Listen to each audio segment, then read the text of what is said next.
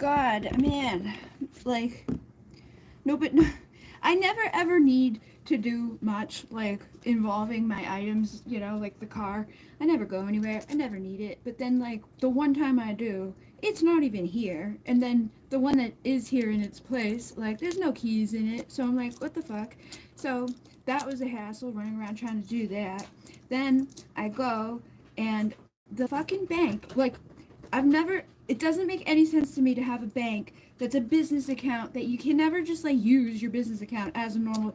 If you want to use it like more than like 10 times in one day, you gotta like call to release the lift. I'm like, that doesn't seem smart for a business. And then if you use it anywhere new, they like shut it down. They're like, nope. They think that like you're like it happens all the time. It happened in CVS like 5 minutes from my house. Like, that doesn't make, like, yeah, maybe, yeah, I get it when it's like Hong Kong. Yeah, that makes sense because maybe somebody stole my card, but not 5 minutes away from my house. And then today, and I think I did it because I know. I started thinking about this recently. Like, I was like, I don't want, because it happened to me before at that specific bank that I tried to use, where it ate the card. It took the card and it wouldn't get the card back. For no logical, it doesn't tell you why. And I'm like, and it just happened. And I'm like, what the fuck? Like, you can't just take people's cards, man. But I keep having these things happening with the banks and with the monies and all that shit. Like, PayPal finally responded to me and they were like, oh, you're going to have to do every single individual one instead of just clumping together the ones we know that I've paid twice on. Recently, PayPal was charging me and my bank was charging me for every transaction that I had. They do these things, this stuff happens to me, so that I fucking tell people because I know shit about this stuff and the banks have already been crashing. And if you have a bank and you got money that you don't want it to just disappear, you might want to take your fucking money out as soon as it goes in. Like, quickly, get it out of there, hold on to it. If you have silver or gold, hold on to it because shit's about to get real. Things are going to change. They've literally killed every motherfucker who does anything to do with digital currency, anything to do with cryptocurrency. The guy who made Cash App, he made another thing recently for this whole stuff with the boop, boop, boop, boop. Another guy, like, seriously, I'm not kidding, like, probably at least 7 guys that do anything to do with it because they're not part of the big ones. And it's just how it is in this world, so I'm not kidding. Like, if I've ever been right for you with my little psychic predictions, protect yourself. Get something somewhere else. Keep it with you. As soon as it goes in, transfer it elsewhere. Look at the ones that you're holding. Big ones like Bank of America, they're going to go. Gone. So get out of there. Try to find something else to put yourself into. And just be prepared. It's probably going to happen on Friday, so nobody can call or do anything. But on Monday, everything will be different. They're going to change it over. They've already talked about it in the fucking places, like in the things. And I don't know how many people out there pay attention to all that stuff, but it's there. They've already had it happen in California. People who were millionaires lost a lot of money. So yeah, if you have that, you care about that, you want to be able to like buy stuff, pay attention. But they started doing this to me like a month ago, messing with the money shit, so that I would become aware of it and share shit. And every time I talk about things that I don't want to talk about because of the reasons why, like I don't want to just disappear tomorrow, I do get rewarded for it by spirit. And there's also something going on right now. If you have children, try not to fall into the fear stuff. Like I discovered something. I think it's part of the overall facade. But if you go on Google Maps, right? Go on Google Maps. You can look at the map. You can see what's going on around you and everywhere in the world. Here in U.S., they have a thing for like pollution to see where the air quality is. And when you zoom in, because it looks fine everywhere, but when you zoom in, you start to see red and orange and whatever. Every single time I zoomed in, it was a school, every single one. And that's it, just like schools and more schools, preschools, elementary schools, high schools.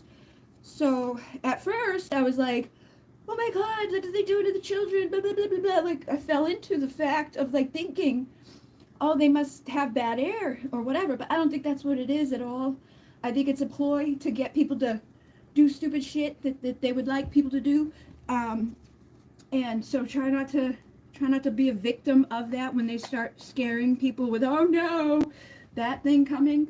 And yeah, just be aware, because whenever this shit comes to my attention, there's a reason for it. Like, why would it was so random for me to find that, and then every single one I looked at was legit just a school, just another school, and another school. And when I tried to upload it on here to show people, they took it down and they said that they would demonetize and delete my channel and shit. So that's another big clear indicator of something.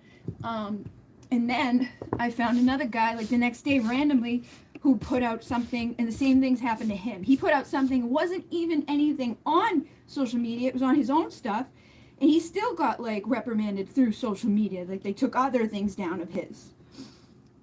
And I also had a thing where I was like, where are the lakes going? Where are the ponds going? Where's this water going? Like it just disappears.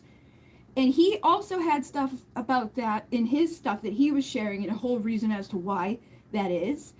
But I have to be very careful, like, especially on here, because this is the big one. This is like there's 40,000 people on here, so I'm going to start using other places to share things with people that, you know, if you care enough to know about, like, what's going on, like, on that level, much bigger level, I will have things set up.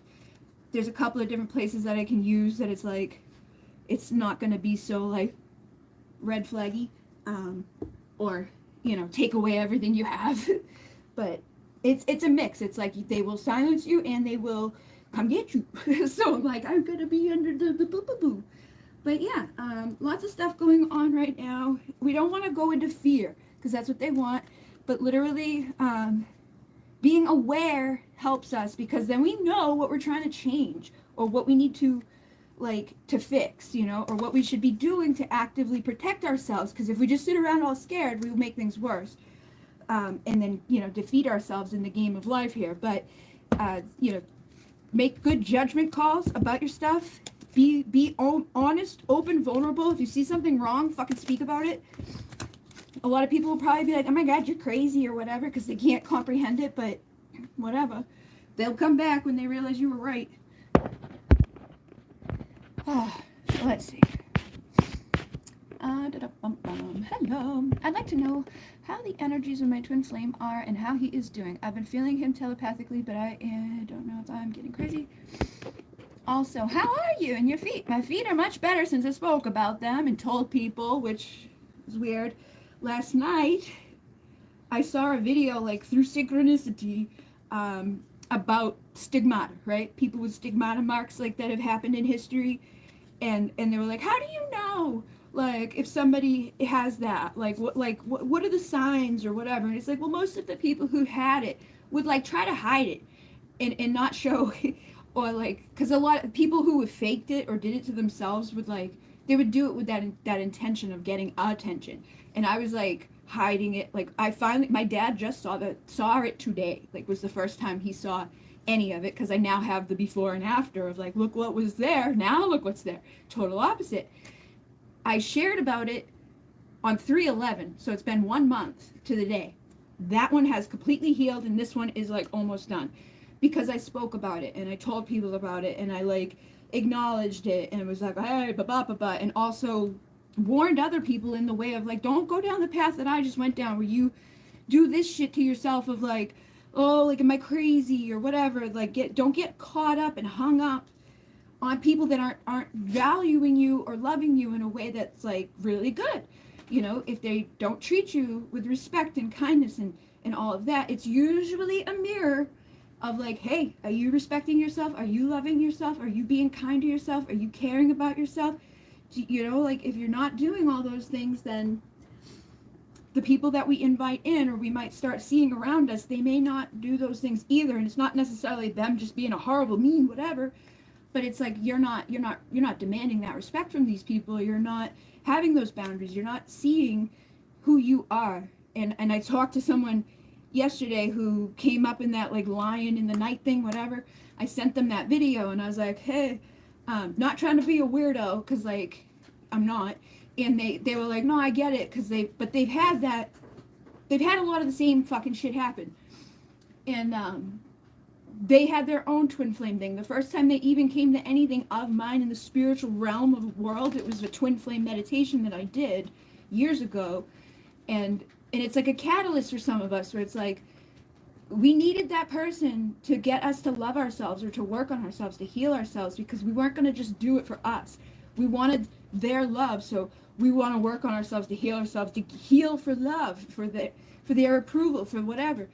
But what ends up happening is we heal and we realize, wow, this person's maybe not like doing things that should qualify, and there's ways of that ending where it's like, maybe they do and maybe they don't. But if they don't, you eventually will get to the point where you can recognize that enough through your own self-healing to be like, I love myself enough to know I deserve kindness and respect and whatever. So it all comes about. The twin flame thing is here, right here. It says, the answer to your question involves a spiritually based romantic relationship. Sometimes we have people that are romantically, like, tied to us, but maybe they're a catalyst, or maybe there's something that, like, there's just shit from a past life. Maybe there's something in it that's going to push you to be a better you within your integrity, because you know what's right, you know what's wrong, and you know who's doing good and who's not, But if you don't allow yourself to receive, that's up to you. That's your own fault. Like, we can get mad at people who hurt us and abuse us or use us, or however we perceive it to be. But if we are involved in it actively, or still thinking about it, or still open to it, still allowing those things to repeat, that's us. And they're just showing us who we really are at that time. So when we heal ourselves, it allows us to heal others and be compassionate and caring for others. And it takes a lot of effort sometimes, depending on where you've come from. If you came from a shit show, or a family of people that were not necessarily the best at self-respect and love and all of those things, there's going to be things to forgive. There's going to be things to overcome. You're going to have angels come in. You could feel like you were orphaned. And if you feel like you were orphaned as a child, or the black sheep of your family, or your parents were, maybe one of them left at one point, that brings that shit out in you. So if you got mother wounds, or just, born into some sort of situation that was not easy, that's where you learn attachments. So your attachment style will show up in every relationship over and over and over. And it could be a battle. It could be turn you into a warrior. And it doesn't necessarily mean that every karmic relationship is a toxic, horrible, whatever. They probably had their own shit to heal. We all have inner child to heal. We all have work to do, to make peace with ourselves and to make peace with others. But once you get to a certain point past those things, you're going to recognize the stuff that's like, oh, wow, let me fix that so I don't keep doing that. And if people don't meet you there, then you've got to get away from that so that you can remain there. And they can maybe meet you there later, or you might meet them again in another life. But there's lessons and blessings in all of it. And it's not ever easy sometimes, It's like none of the stuff that we seem to happen, go on in, like, our spiritual aspects of stuff is never like, oh, that was so easy. That was just like that's a result of something that was just so lovely-dovey. Like, it's usually trauma, karma, drama. Karma. It's all crazy. Where the hell is this other deck? It could be seconds if you count your blessings. So this I actually shared the other day too. It was in November. November is significant for me. I woke up in November of 2011. November is when the Pleiadian lineup happens for that month, but on May and November, two of them happen. Everything significant in my life usually happens in May and November, or the big ones happen in those times. But this says gratitude. If you count your blessings, when you look at your lessons and you're like, wow, that hurt, but I learned this, but I did that, but I overcame, but I'm stronger now, you will attract more blessings and you will become more abundant. And in that November, when I started my gratitude challenges, shared the video the other day, everything was like boom, boom, boom, boom, boom, boom, so fast. After 4 years of like just getting worse and worse, started doing the affirmations, started doing the gratitude statements, and by the 2 months later, everything was significantly changed for the better, for everything in my life. Like, so crazy. can't even really like explain in words just the level of it, but I promise you, if you focus on what you are grateful for, more will come to be grateful for. And this is like, just like that, they will be back, the Four of Wands. Like, you can have the union, you can have your wishes come true with a good thing, but not with something that's unrequited love. But that unrequited love may be just the reflection of you not loving yourself. They can't show up to love you if you don't love you. People can't give us what we don't allow us to have, or what we don't think we deserve. And that's another common thing I've been seeing lately with like the whole people like who want to change their sex, right? I have no problem. If you want to change your sex, go ahead, change your sex. But what I do have a problem with is, like, I saw a thing yesterday. It was like an 18-month-old child. An 18-month-old child changing it. Like, the parents decided that for that child. It changed their sex. Like, starts them on this process that's unreversible and quite damaging to people who do it under their own decisions to do it. And in the logic behind these people, a lot of times when you see the conversations that are had, it's not making sense. It's like, no, like, yeah, your race is something that is kind of mutable, right? Like if your history, like your parents, if you have a black parent and a white parent and a Hispanic and a buppa-da-boop-a-da-boop, you might have like a mixture of where you identify. Like that I can see.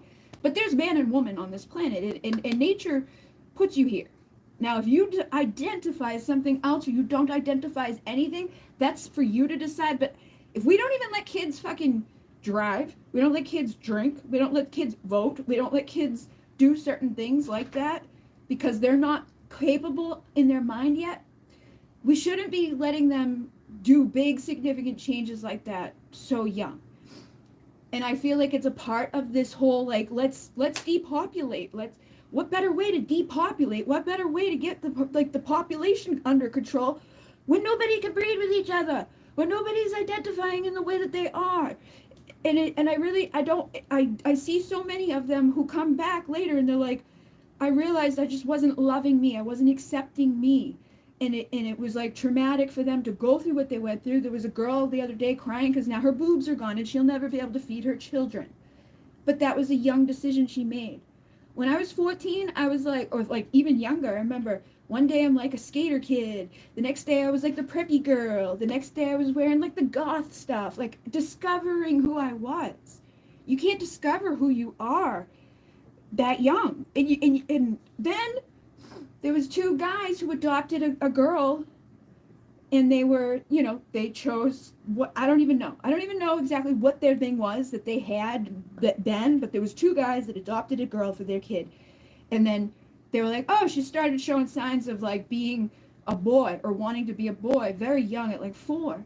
And I'm like, probably because she's with two guys all the time, like, but we don't want to just go ahead and like change her body parts up to match that just yet. Let's just give her some time to see where that's going. And again, I don't want to be rude or say anything to anybody that's in a disrespectful way. You can do whatever you want to do, but when you start doing it to the kids, and the level of this weirdness that's happening, like now they're paying people in certain places, like they'll just give you a check every month because they want to like help those people. But what about the other people that are suffering and struggling, that are, not having a good income, that are also homeless, or that also struggle? Women have been like condemned their whole, like, for a long time. We've been underneath, like, we couldn't vote, we couldn't do this, we couldn't do that, we didn't have rights, blah, blah, blah, blah. And now guys are coming in saying, I feel like a woman, and they're being treated with like the red carpet, but they're not going through the actual events of like all the shit that a woman goes through. So it's like there's a bigger thing at play. There's a bigger thing going on that people aren't seeing, but they're being messed with in an illusion world, and everybody's afraid to fucking say something or offend people. And it's like, sometimes we need to fucking speak up and say something if it's going to be like detrimental to people's health and wealth and like who they are as a human. I'm all for free will and choosing. Like, I don't care. Like, I've been with men, I've been with women. I'm not racist. Like, I had a woman tell me that I was racist because I had never slept with a black person at that point. But it's like, hey, there wasn't a whole lot around me for that to happen. I was in relationships my whole life, and it just happened to be with white dudes that were there. Like, and then white women that were there. It was never like I just actively chose this thing. but everybody has been put into these feelings of themselves or about other people. They just assume that you're just all this, or everybody's all that, or or then the other side of it where we never say anything because we don't want to offend anybody, and it's like it's getting out of hand, it's getting out of control, and it's abusive, and it's toxic, and it's gonna destroy the world. But like self-acceptance, self-love is usually the key there. Like the guy that I saw today, he was like, oh, once I decided to love myself and I went through some like healing, like psychology and counseling, he no longer wanted to identify as a woman. And he threw out all the stuff that had to do with that, and now he loves himself as the man that he was born as. So sometimes it's just a matter of that. Other times maybe it's not. But the ones that it is, we don't want to make that decision for them when they're so young. So that shit, I think people need to pay attention a little bit more to the underlying stuff. And there was a dude that literally was like saying, like, all right, you want to be a boy, but you're a woman, whatever. Okay, he's like, well, he was a white guy. He's like, I'm going to be a black guy. And she was like, oh, that's ridiculous. And he's like, how is that ridiculous, though? Like, how is that any different than what you're deciding? You just decided that you want to be a boy, even though you don't have the parts. I can decide I want to be a black guy, even though I don't have that color. We can't pick and choose that. But that seems to be the case of what's happening in the workings of the people who are getting upset and all fired up about it. So again, I feel like that's something that's also being targeted towards people. Keep finding out about these people that are in the schools, like reading stuff to children about it, and I don't know. The fact that people don't even know about like the blood types and like the pressure or the problems that could come about from having two blood types mixed together that are not compatible, but we're going to go in and be like, hey, yeah, sure, we can just completely do all this other stuff. It shows the level of like secrecy behind things that shouldn't be secret.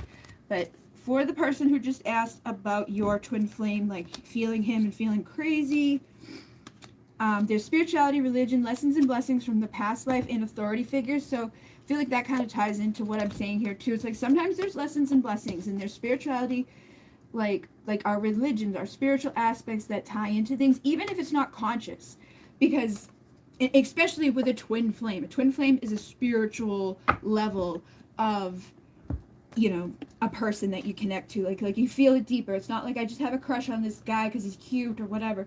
You feel something from another level, on the soul level, which is a past life issue. So the past life issue, it says the person you're inquiring about is an indigo, and it means a highly sensitive natural born leader. So they may have some sensitivities, or they may have had parents that had certain beliefs, or their parents had certain beliefs. And it doesn't even matter, because like our ancestors, their wounds, their traumas, all that shit gets passed down to us. Like neuroscience and all these people are finding like these ties, like all the people in the Holocaust, right? Their ancestors have PTSD even though they weren't there. People from like the Columbine shooting, all of those people like that are now having more children, they have the symptoms of people who are literally in it even though they weren't. The 9/11 thing, anybody who's like had children from that time, they're coming out with the effects as if they've had lived those events. So these wars and battles that have been happening on this planet, whether it was this life or another life, whether there was a direct thing or not, and the conditioning of the mind and the indoctrination of different people in different places, the idea that gets put into us by our authority figures, which the first authority figures are our parents, but our parents, theirs with their parents and their parents and their parents. So it's a long line of usually like, whoa. And there's not really too many people, I don't believe, on this planet that have scathed by without any type of trauma. But the High Priestess, High Priest card, you guys have like that connection to the spiritual realm, to the angels. You've been here before. You know that you are, like deep within yourself, you are your own authority figure. You have your own lessons and blessings to go through. And we need to break out of the imprisonment and the slavery that comes as a result of all these years and years and years of trauma, and all these years and years and years of indoctrinated people getting like told stuff that's not true, people feeling orphaned or feel the fear of being orphaned. Oh, I'm not going to be accepted. Like the bystander effect, when if you put all these people in the room and you do something in front of them and nobody else does something to like put an end to what's happening, nobody else with. It's usually very rare that's like everybody just goes along with it. You show people very clear things like this line and this line and this line, this one's short and this one's the same. But if all the 5 people before this person goes and they all say the wrong answer, this person will give the wrong answer too, even though they can look at it and see that it's not the right answer, but everybody else said the wrong answer. So they question themselves, they doubt themselves, or they just go along with the fucking system, go along with the fucking others. And that's a major problem because we all want to be accepted. We don't want to be the weirdo. And that becomes a big problem, across the world because, like we don't want to be doing that with the wrong answers to all these things. So I feel like the person that you're asking about, that feeling that you have, you probably do feel them. There probably is a connection there. You says you're clairvoyant, so you do have, it says, trust what you see in your mind's eye, as well as within your physical sight, for your spiritual vision helps you with healing, teaching, and guidance. So even if you don't see a whole movie playing out or anything like that, trust the intuitive feelings. Like, for me, I don't always see a whole bunch, but I know what they're telling me or know what they're showing me. So you need to let your body receive those messages and trust those messages. And then it says, choose only positive thoughts to describe the home, career, and finances, as your words determine your outcome.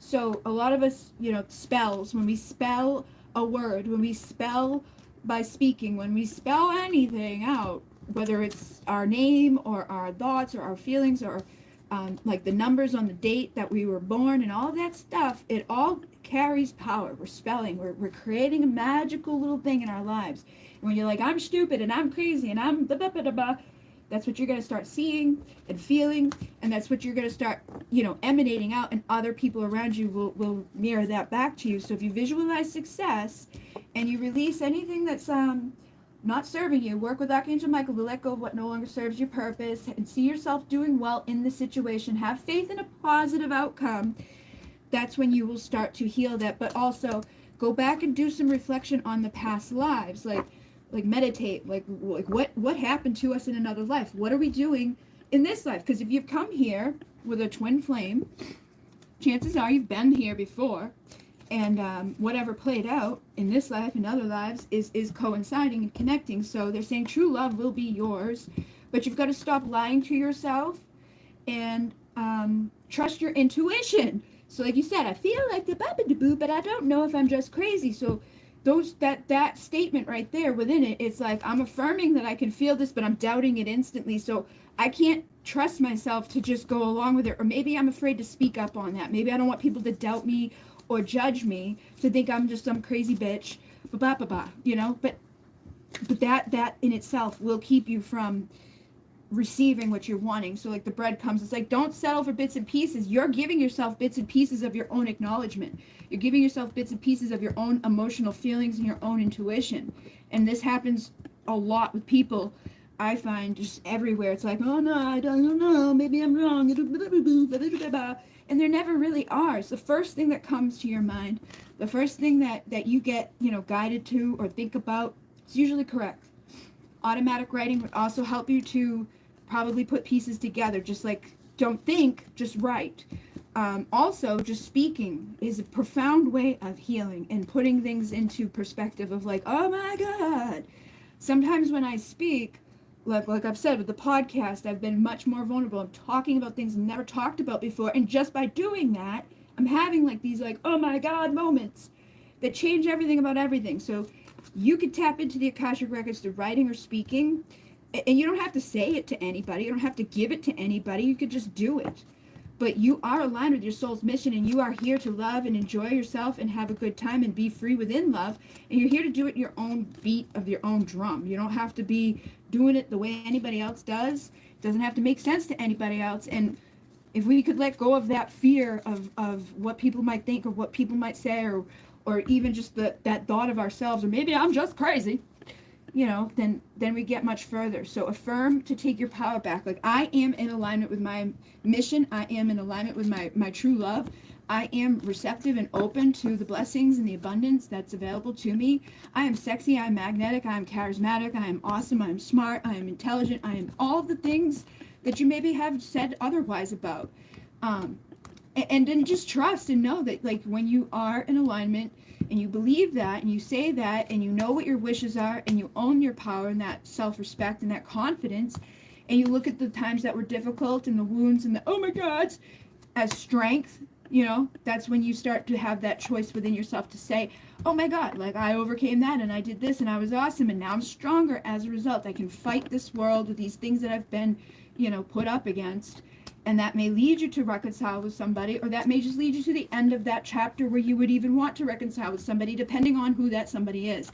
If they're a tower bringer or an emperor, you're going to figure it out pretty quick. Like, this person keeps leaving me out in the cold, and that's not what I'm aligned to. When I love myself and recognize that the Ten of Pentacles, the ultimate fulfillment, that dream life that I really want to have, can't be had with somebody who does that. So if I don't want to be left out here feeling sad, once I heal myself, this is going to be the result. I get that King of Pentacles, the dude who shows up, the dude that loves unconditionally. But it's a result of the inner work and the transformation of my own beliefs and my own energies about myself. And the dolphin consciousness is here with the twin soul, sound healing and joy. Yes, this is for your highest and best. So use sound frequency too. Like, if you're having a hard time feeling a certain way, or you're having a hard time with whatever's going on around you, there's different frequencies. Just music in itself can be very healing and uplifting to your soul. And when you uplift yourself, that's going to help you to make those changes and release those fears. That's going to align you to abundance and transformation and all the good blessings of, the universe. But you've got to realize what the fears are, have a consciousness shift, and change the mindset surrounding those things. Recognize that you have a foundation that is built in divine love, especially if you have a twin flame. Like, it's like nothing can really destroy that, so there's no reason to worry about it. When you sit around thinking negatively about it is actually what probably causes the creation of the negativity in it. And instead, look at their absence as a time to balance and clear that karma. And just know whatever's going on is meant to go on, and it will continue to heal over time as long as you continue to heal over time, because if they're your twin flame, they're your mirror, and they're going to reflect that back to you. Otherwise, they could be a catalyst, and you will meet your divine love when you release the karma. So either way, it's like if they aren't, when you release the karma between the two, you're going to catalyst right to the one you're meant to be with. If they are, and you release the karma, then you two come together without the fucking weirdness in it. So yeah.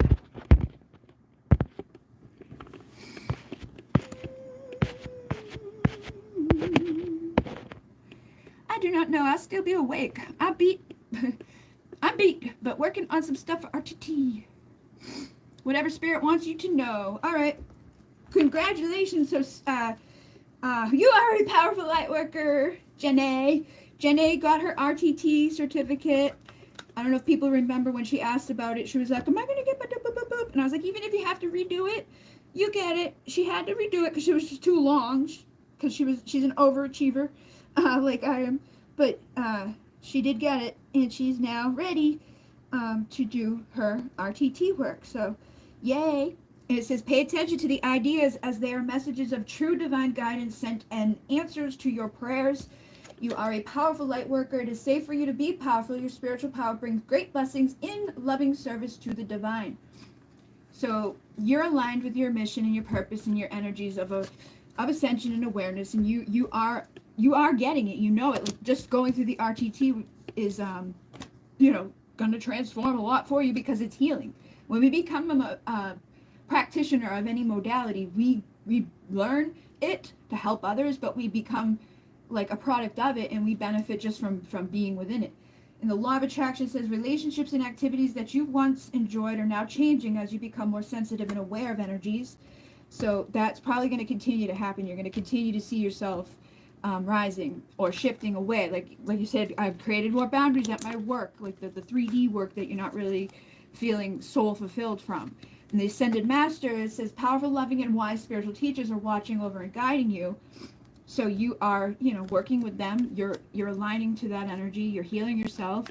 You're doing what you need to do for the manifestation power. It says use your spiritual gifts as a natural ability to attract your desired outcome. You are profoundly clairvoyant, which is, again, that thing that says trust what you see in your mind's eye, as well as your physical sight, like those synchronicity, the 333, the 222, the blah, blah, blah, blah, blah, the weird shit that we're always seeing that's interconnected and interlaced to all the other stuff. Trust it, because It's your spiritual vision helping to heal, teach, and bring you the guidance. And it says, heal away any addictions. It's time to let go of any behaviors that are blocking you from your heart's desire.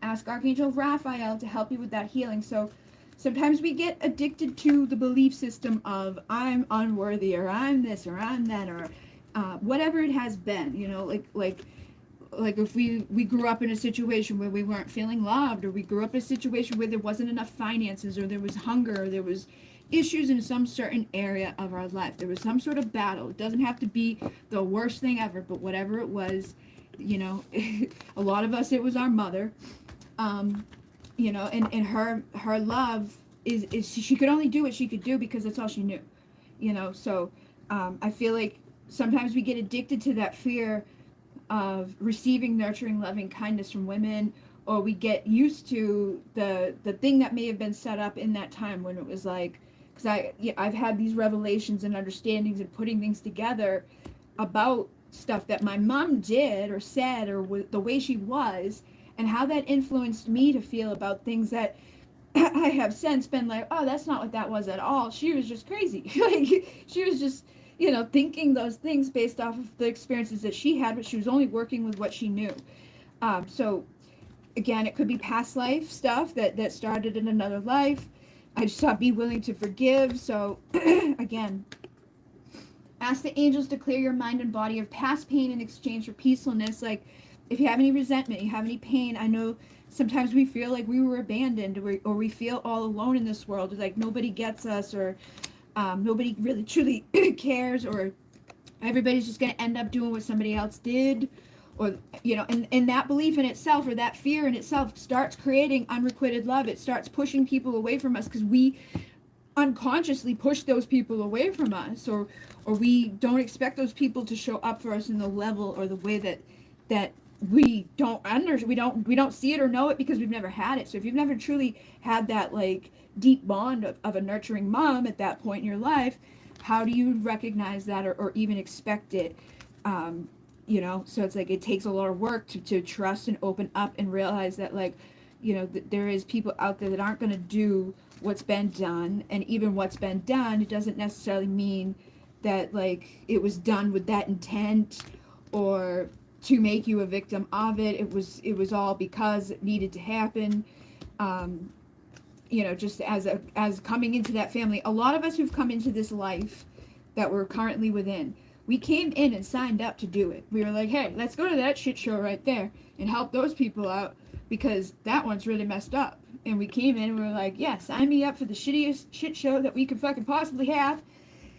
And yeah, orphan me and hurt me and abuse me, and oh my god, and that's going to force me to have trust and faith. It's going to force me into a spiritual awakening, because when you hit that place of like, just, oh my god, usually you have no choice but to either, you know, awaken and recognize and look for a deeper meaning beyond what's happening, or just give up entirely and let it take you over. So the fact that you're here lets you know that you've learned the lessons and blessings, and you are working on the forgiveness and the healing, and you are realizing, you know, like the karma within the relationships and the loss or the lack of people that were there in your life as authority figures. It forced you to step into that place and that role very young, but it's okay to let others, you know, be that for you too, or to trust that other people will show up and meet you there, and that you are lovable, and that you aren't alone. There's many of us out here that have lived very, very similar experiences, but we're all a little messed up from those experiences, you know? So we're maybe not the first ones to run out there and share our feelings, or, you know, hug and come close together and do like those little like things that some people do just very naturally, like the families that you see that are like, you know, communicating openly, and there's like a mutual respect, and everybody's like processing their stuff like while it happens, and it's just a totally different thing. But that doesn't mean that has to be foreign or never known. So just know that you're on your way there, and it says you are highly sensitive to chemicals, additives, processed foods, and energies right now.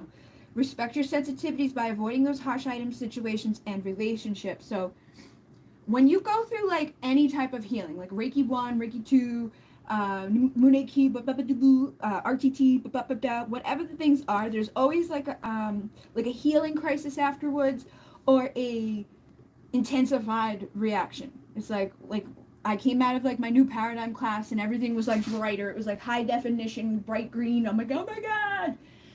When I did the Munay Ki, I came out of that and I just like progressively got more like, oh my God, like I felt bad about driving certain vehicles or the imprint that I was leaving on the planet just by like being on it. Um, so you're going to probably have that happening, and as a result of that, you've got to be more, and like you said, you did your boundaries and stuff like that at work, the 3D work, so just know that it might go across the board. Like vegetarian, you might need to be more aware of what you're eating. Certain crystals could be more beneficial to you. You're tuned in on a higher level now, so you might start receiving mediumship messages. And the power animal says your animal spirit guide is a guardian to you and is helping you with your situation. So there's spirit animals around you that want to work with you at this time. And then honor and respect your deep sensitivity, because it's a gift to us all. So sometimes what happens when we don't have those upbringings where we were like, encouraged to share our feelings or whatever, we didn't have those places where it was safe to be emotional and all of that stuff, it becomes like scary, or we have a hard time expressing it or putting it out there. But just know that it's safe for you to do that, and it's going to attract the right people. The answer that you seek is in your heart right now. Be open to giving and receiving love. So if you're trying to bring in love, again, realize that our love relationships, our relationships in general, whether it's love, romantic, or friend, or foe, or whatever, it does come out of a result of the partners, like the people that we had as parents. And it also comes as a result of the people that we had in other lives. And it comes as a result of the work that we do within this world to grow. And then again, this is another relationship, like an animal relationship where there's unconditional love. And then all of it is interconnected and interwoven. There's very many levels of the multidimensional reality here. It says, work with Archangel Michael to let go of what no longer serves your purpose, and ask your angels to help you. So I feel like you might have a tendency to forget, and you're like, I'm just going to do it all myself. I'm going to go do this RTT. I'm going to go do this thing. I'm going to go do that thing. And I'm going to heal and heal and heal. But it doesn't have to be like such an arduous like journey. Like you don't constantly have to be the only one doing it. We do want to show up for ourselves and learn and grow. But if you don't ask for help, they can't help you because we have free will. So make sure you're asking every day for the support and the guidance. Like I always say, show me. Or and every time, and it's gotten stronger over the years. Every time I ask the stars or anything to do something for me or help me with something, they do pretty quickly. The results come, but we can forget a lot to ask. So make sure you're asking, visualizing, and if you get nervous, focus on service. Put your entire intention on answering the question, how can I make the world a better place? And the law of attraction will automatically take care of the needs. That's a part of the thing too that people, I think, don't realize. When it comes to our money and stuff, we go to fear, or we go to, I'm not going to be able to have enough, or I'm not in a place of abundance. And so instead of thinking about how can I help other people, it's just like a natural reaction of like, oh my God, how am I going to make this work? Which I feel like this is just a message for everybody. It's not necessarily a Jenny message. It's more so like when we want to switch our jobs, or we want to be in a certain role, or we want to be abundant and we want to not have to worry, we do have those, like, it's just ego built in, and it's like, oh, I've got to protect myself, I've got to take care of me, and I'm going to make these decisions based out of these, like, ego-based things that we all do at times. And sometimes we get sucked into it, get a little greedy, we get a little weird about stuff, especially if we had a difficult upbringing, or there wasn't a lot of abundance around us. If there ever was, like in my case, a lot of times I felt guilty for just existing because of, like, oh, the heat. It's like, well, you know what?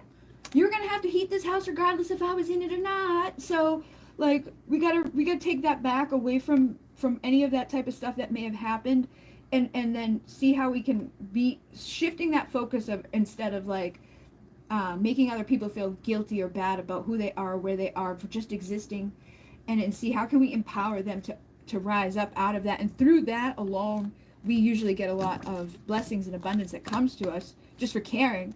And being in that selfless place of, empathy and action. And as an earth angel, you're a light worker that came to earth to teach about love. And then align your actions so that they match your values and inner knowingness of what's right for you. And that's going to help your manifestation power. So, like I said before, sometimes we could get sucked into that, like, not right thing, or we let our base chakra for fears of, I don't have enough, I'm not gonna have enough, how am I gonna do, and then we kind of can get taken on a spin into not great places, and that actually cuts us off from the abundance and makes it worse and worse and worse and lower, lower, lower, and we lose and we lose and we lose. And it's easy to ride up and it's easy to ride down. It's just a matter of our energy. Yeah, if we're hungry and starving, we're probably going to be like a little selfish about ourselves. We get a little bitchy, a little hangry.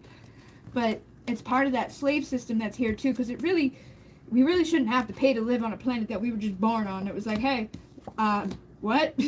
Nobody else is doing that. No other animals paying to be here. Nobody else has to pay for their water. You know? But I think things are going to change in senses of all of that anyways. But just try to stay in that alignment to your integrity. Don't let yourself get pushed into doing stuff that's not for you. And know that you have a foundation that's angelic and divine. You are a starseed. You have light codes and awakened love within you. And as long as you are emanating that love and being in that love, and you are giving without like a soul motivation of self, then you're going to be continuing to receive the abundance and the blessings and the opportunities to have like infinite awesome sauce in any place that you would like it. And you are free to do whatever you want whenever you want. So don't get caught up into any like illusion of like, I can't do this, or I don't know what to do, blah blah blah, boo boo boo boo boo. You can do anything you want to do. You just have to believe that you can do it. And this year is going to be the year that it's all clear for you. And somebody may return for a kiss, the one that you miss. But don't be impatient about it. If you start focusing on it, thinking about it, getting weird about it, that doesn't happen. It's like we create the opposite of it. So let yourself be focused on showing up for yourself and others, and doing what's best for the collective and in the world as a whole. And I think just as a result of that focus, there's going to be a major transformation. And then, you know, you'll figure out why you've come here with your true twin flame and what it is that you're supposed to be doing with that. And any confusion that you have right now, you're going to know within a few days what way you want to go. And then just, you know, be smart about your decisions. Save up the stuff that you need. Don't be focused on a financial specific thing, because most of the happiest people in the world, it's not because they're rich. It's not because they have so much fucking abundance. It's because they are rich, or they have so much love, or they have the right thing that they do every day that they love to do. It's their passion. They're feeling good about it. It's that upgrade. When we see this, or it's like, oh, that upgrade this decade, it's like we start thinking, oh, I'm going to have $1 million. And blah, blah, blah. That's not what that is. And when I think it's a societal thing that's been fed into everybody through the conditioning and through the oh yeah, well, that's so cool to have the luxury boo. But the real true abundance and the real true expansion and the real true like, yeah, that's awesome, I'm so happy, and it's the simple things usually that really does give it. But it is also very easy to not recognize them or feel inadequate within what we have if we're not very like abundant, you know. It's just how it is. But I don't think you're like that anyway. I just know you probably have that tendency to want to protect yourself or provide for yourself, because you are on your own a lot, which is a good thing. It's a natural instinct. It's awesome to be good to yourself, but when it gets too much, that's when it's a problem. I feel like this lost people's comments. Where did everybody's comments go?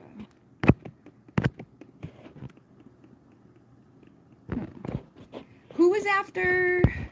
Alright, super chat? Nope. Top chat.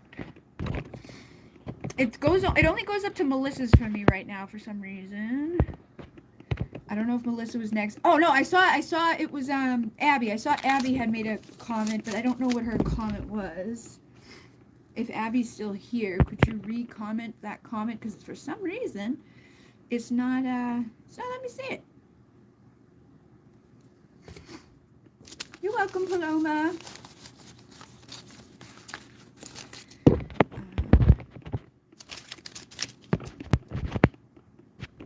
Thank you. I'm turning on the other phone here to see if I can get back up there to Abby's comment. If anybody can see Abby's comment, because for some reason it's not letting me see that. That would be cool. As I know she was next. Phone.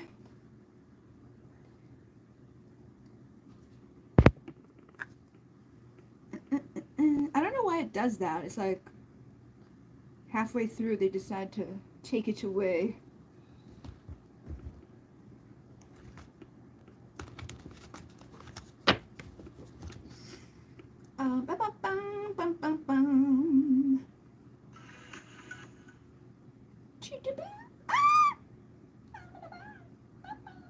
Live chat. Okay, let's see. What the fuck? Why is it only going to Melissa? All messages. It's still only going to Melissa. The fuck?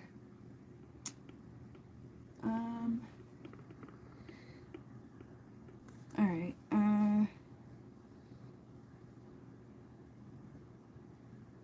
Abby usually isn't asking a very specific question. I just don't want to assume and then be wrong. So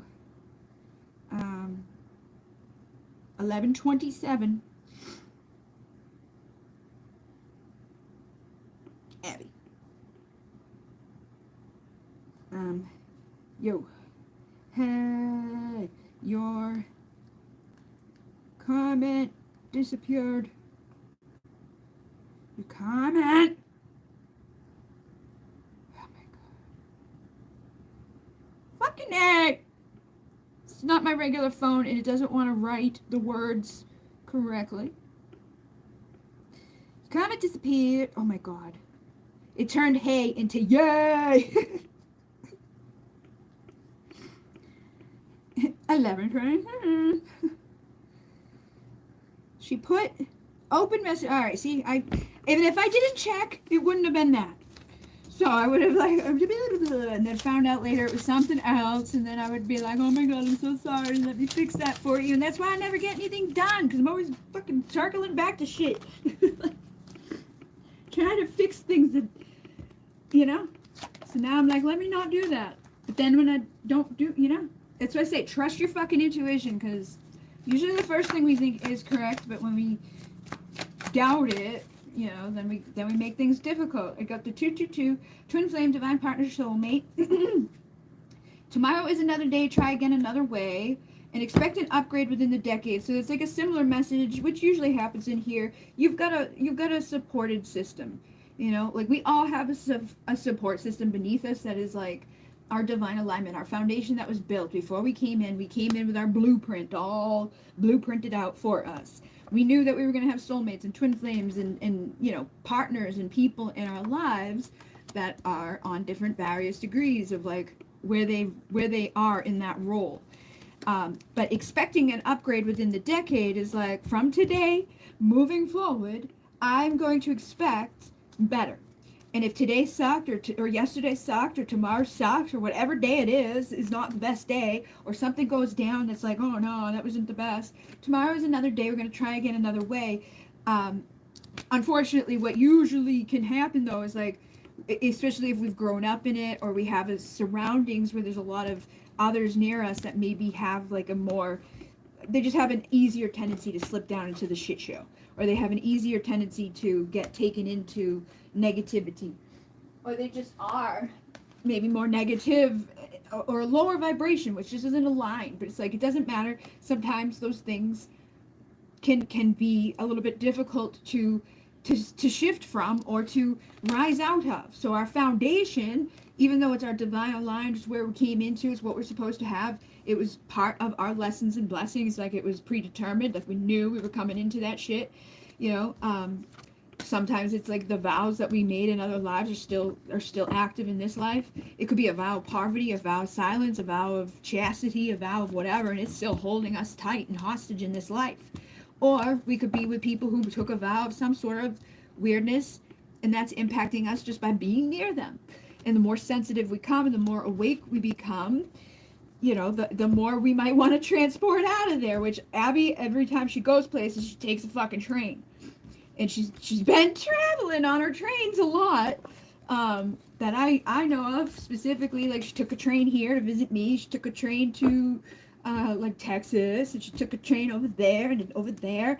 But part of her spiritual religion, her energies and the things that she's here to do and overcome, you know, some of it is probably tied to like lives where she was like, you know, killed just for being who she is. Some of it is times that she was a medicine man or a medicine woman. So she may have phobias that she doesn't even recognize, or she may have things inside of her that hold her back or limits her in some way that's like, it's just there, but we don't recognize it because it's just there. It's just part of that foundation that we came in on. But we can leave and travel away from it at any time. And the more that we grow and the more that we heal, the more we'll start to put those puzzle pieces together of like, wow, maybe that makes more sense. And again, talking is a way to kind of uncover things too. But like, I know she lives, it's not necessarily like in a commune, but she lives with other people right now that are probably impacting her. But it's also part of her lessons and blessings. Living out in nature among the trees, or going out into nature among the trees is a healing thing for you and your health. So if you start getting like, or start to feel like, or getting low or hard, getting down there, just go outside to connect with the trees and know that that's going to be like uplifting for you. And again, a mother wound, I feel like I said, it's like Jenny, you, me, like a lot of us have similar wounds. It's why we come together. That's part of our foundation and our alignment and our blueprint.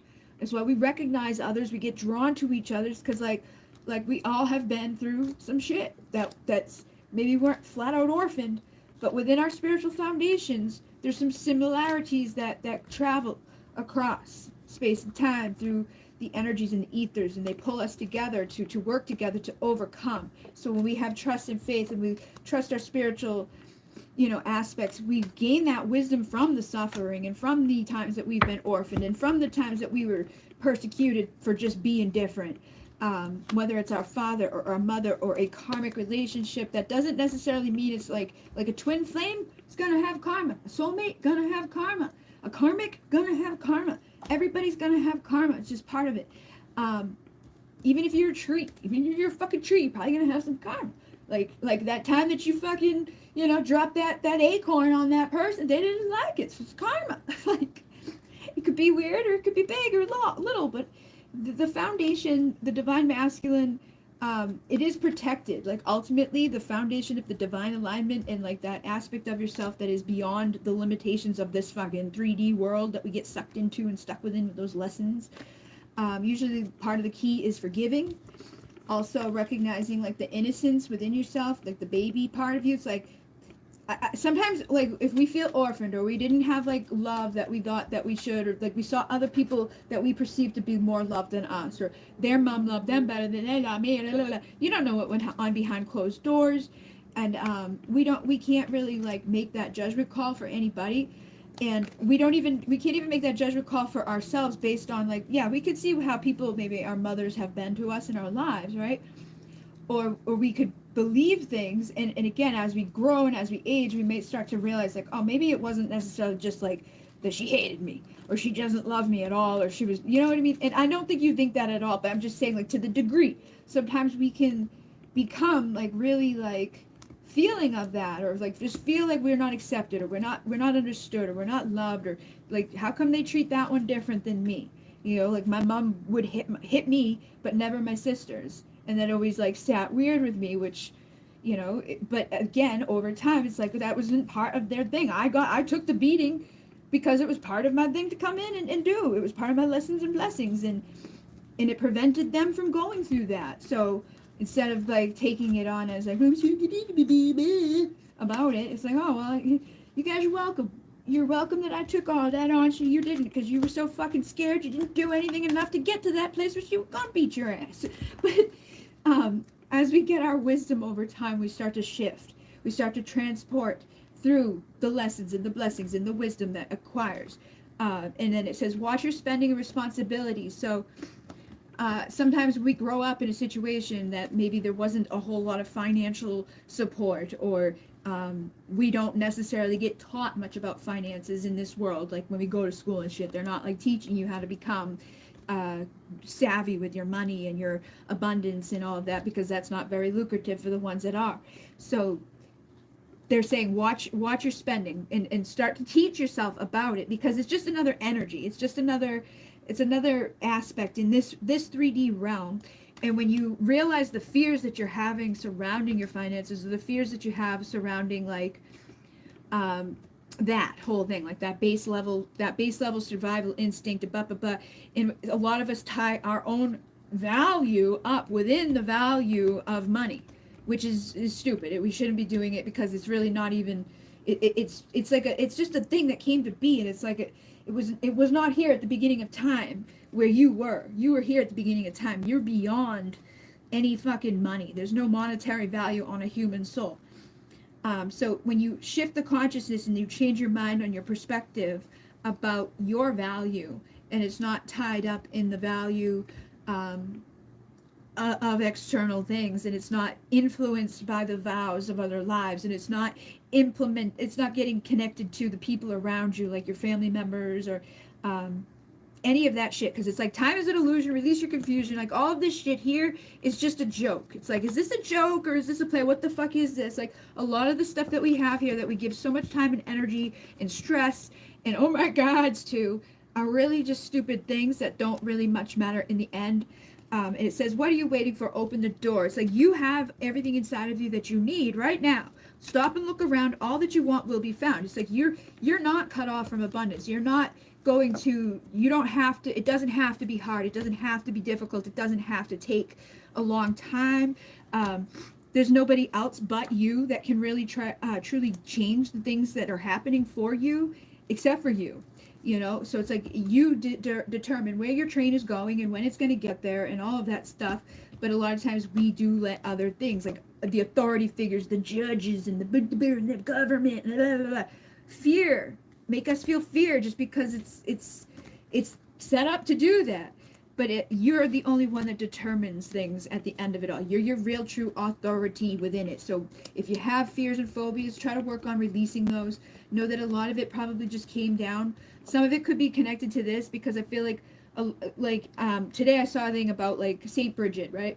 She was like a nun, spiritual, like saint, but before that she was a goddess, but she was always connected to the people who were poor, the women that were poor, the women that they got pregnant and the people sent them away to go to a place to have their baby. And there was a lot of poor like slaves and a lot of people who suffered and struggled through the like different things that happened over the time. A lot of them would come over here to New York and be treated like badly. They would become like street walking, like sex workers and stuff like that. They would get sick, they would die.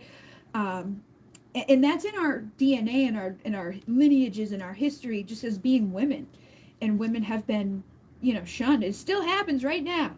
I saw a thing last night about people in Haiti who like when they have a child that has disabilities, they just like toss them in a room to die, and like nobody takes care of them. Like they're still like enslaved in a system, and people just there believe through the fear and the agenda, through the programming, like that child is like a product of voodoo, or the product of like a curse, or that child that's not a good child, like we want to just get rid of it.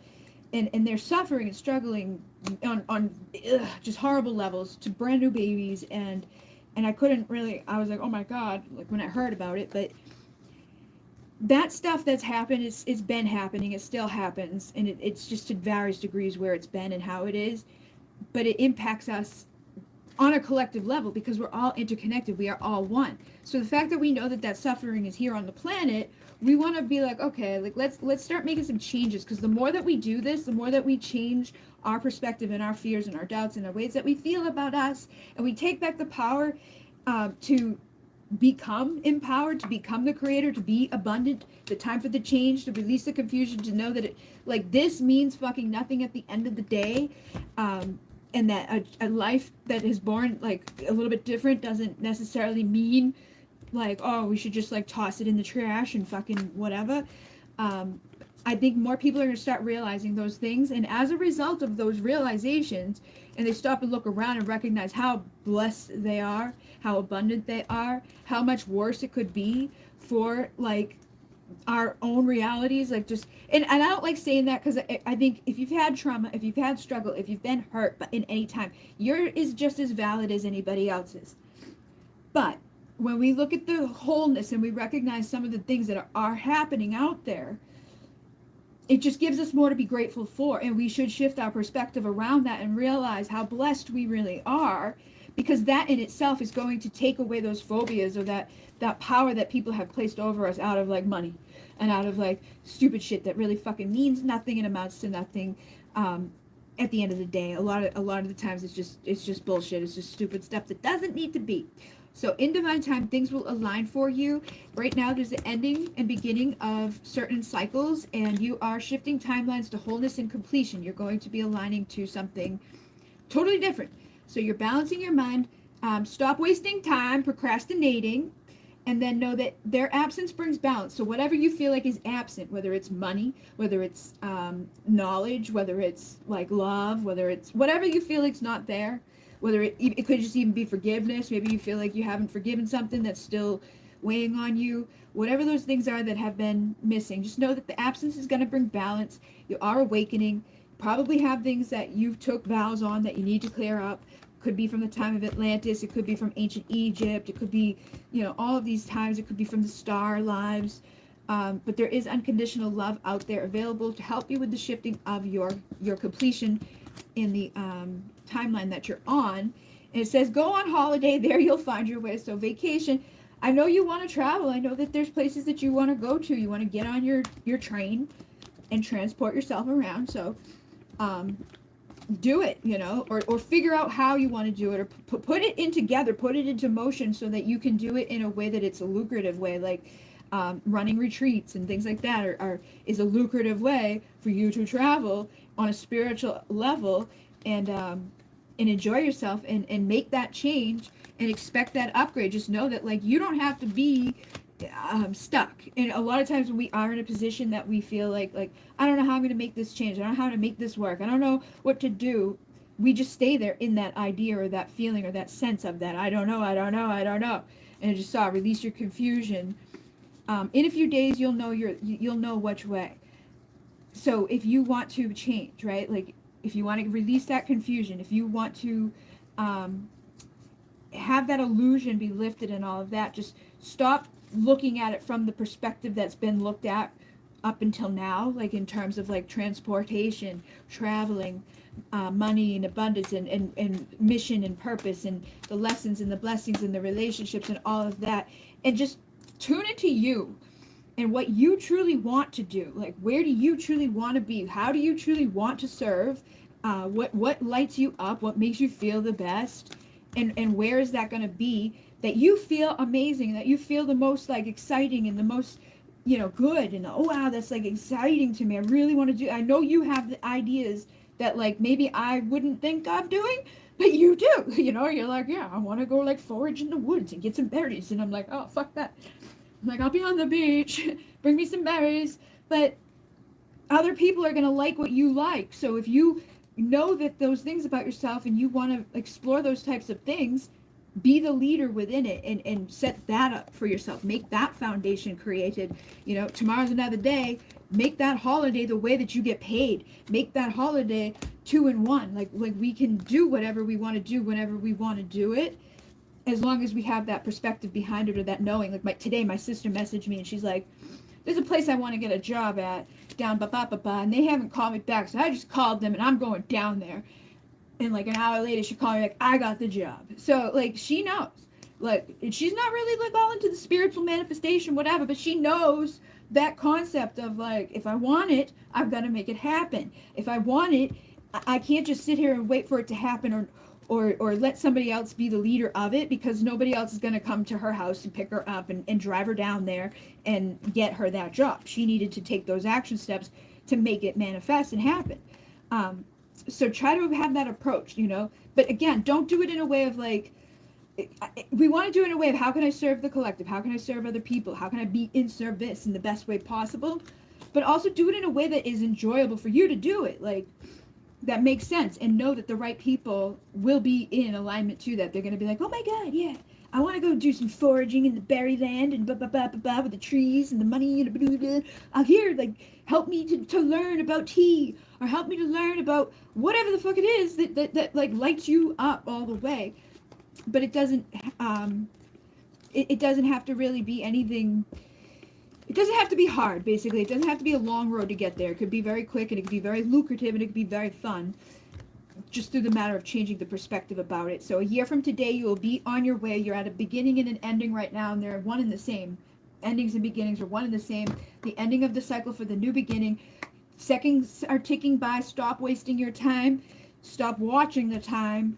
And it says, you know, if you delay, it's going to be longer and longer and longer. So figure out where the fear is. Figure out what it is that you don't feel confident within, or where you're not taking the action fully, and then go. And like, and it's weird because every freaking day I've wanted to post onto my website for you.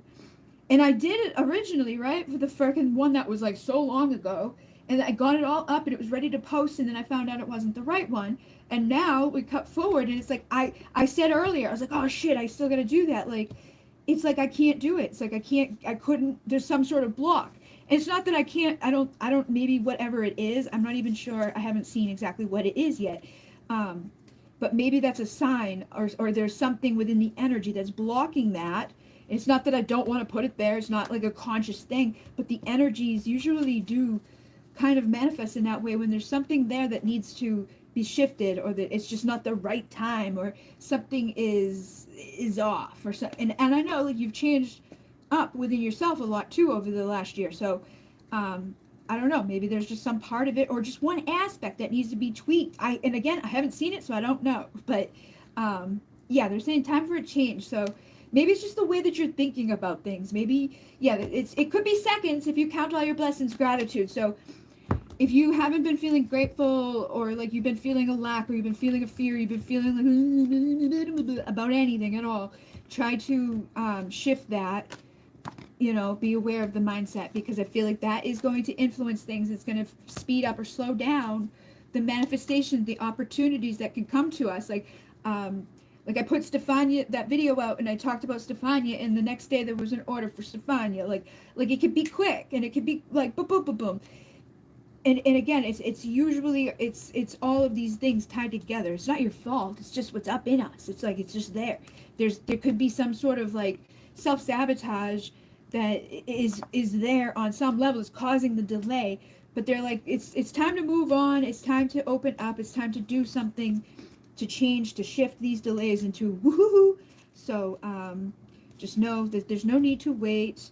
I don't know exactly what I'm gonna try my very hardest to look at it tonight and see what it is that maybe I pick up from it that maybe feels like is why it's delayed, or why it's not like hasn't been able to go on there yet. But I don't know, that feels like something in it. And I do know that, like, that the twin flame stuff has impacted you as a whole. Yeah, a few weeks ago. You can make it fast or slow by your perspective. I know that whole situation has slowed things down too for you. Whether or not we're conscious of it, or whether or not it's like what we're saying and thinking and feeling about things, it can still, like, if we're still feeling something, or we're still wanting or hoping on some level, sometimes those things will kind of like trip us up, or fucking rip our feet off our body, or do things to us that we don't necessarily put all together. But they're like, as you collect your eggs in a basket, prepare yourself or blow a gasket. So we just had fucking Easter. So I feel like you're right now is the time to be preparing yourself in a new way. And as you do that, it's going to be much easier for you to collect your blessings and opportunities. And then the one you miss will come for a kiss. And I think, yeah, we just got to shift the thoughts, the fears. And I know you've got a lot of stuff around financial things that are like fearful, like a fear resonance, because we don't know, or because I have all this stuff. And it's almost like you're afraid to allow yourself to receive, because you're afraid of of what's out there against you, or that what you owe already, or them taking it from you. So like, I don't want to make any money. I don't want them to take it from me.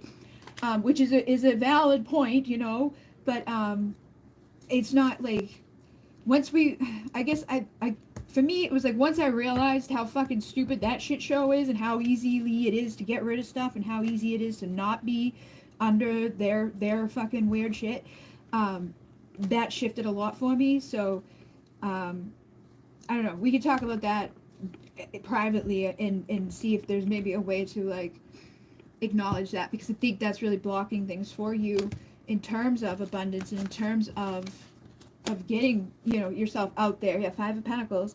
It's like that vibration of it, the frequency of it is emanating around into all areas in your life, and obviously it's going to be a little difficult to you know, have a lot of opportunity or abundance come flowing in if that fear is there about it. So you'll be stronger as a result of choosing not to let that halt you up out of fear or out of I gotta protect myself or I don't want them to It's not gonna happen. All right.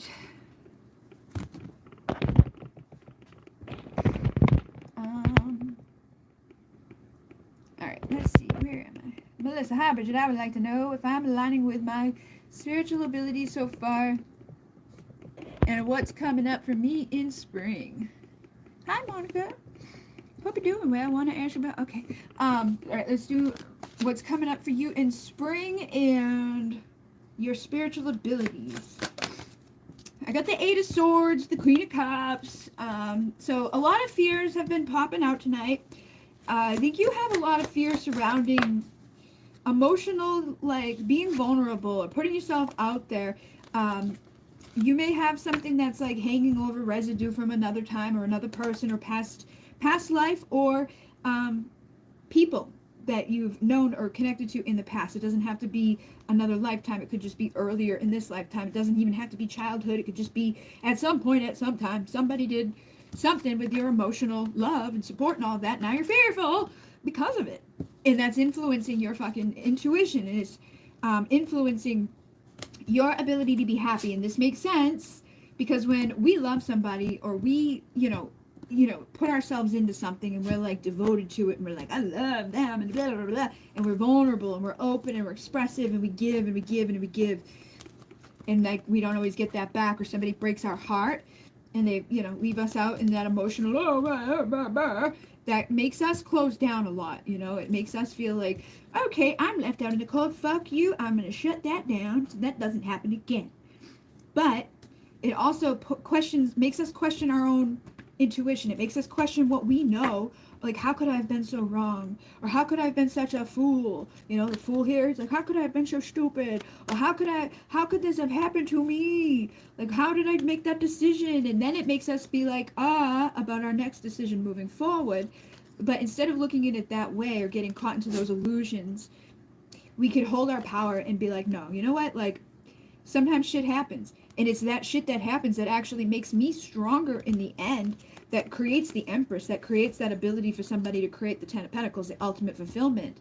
But when we have these experiences with these karmic people who do things to us that make us feel inadequate or stupid or silly, or that we did the wrong thing at the wrong time and it was a painful ending and all of the anxiety that goes along with it, you know, we may block ourselves and guard ourselves in ways that we don't even see, you know, and then it comes into our lives and it causes to get hung up and stuck.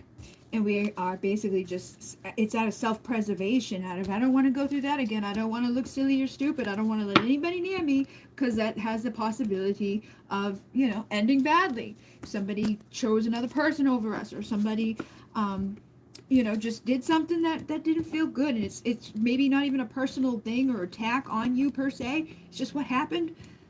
You know, it's going to influence how we feel about ourselves and our success and our abilities. So I feel like, again, the common theme tonight, like these pains that we've had in the past, the things that we've already experienced, the times that people may have, you know, made us feel inadequate, or that we weren't as good as somebody, or that whatever has messed with our minds, and it's messed with our intuition, it's messed with our ability to perceive ourselves in the way that we truly are, which is infinite beings that can make our wishes come true and align with the union and the desires and our passion and our fire and our awesome, you know, ability to create and to work with others that aren't going to necessarily always go to that place.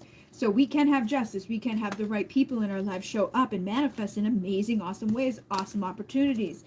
It may not be overnight, and it probably won't be overnight, because anything that's really good and worth having Usually takes a little bit of time for us to figure it out, navigate our way to get there. But I feel like you do have your gifts. Like your spiritual gifts are there. They're never not there. It's just a matter of you seeing that and owning that. Like the fact that you're asking about it is shows that there's a little bit of doubt within yourself of like, I don't know if I'm really doing what I'm about to do. Am I, is instead of that be like, I am. Because like am I is the opposite of an affirmation about who you are and your power and your destiny and what you're creating and all of that. And that's all it is. It's all this whole world is what you believe, is what you perceive, and that's what you create. And that's what others are going to see of you. So, think about confidence and all of that. When we sit around and we feel sad or we feel like we lost out on something or we don't have something or we don't know exactly or we haven't done it yet. We feel like, about it. We're not sure, we're not confident.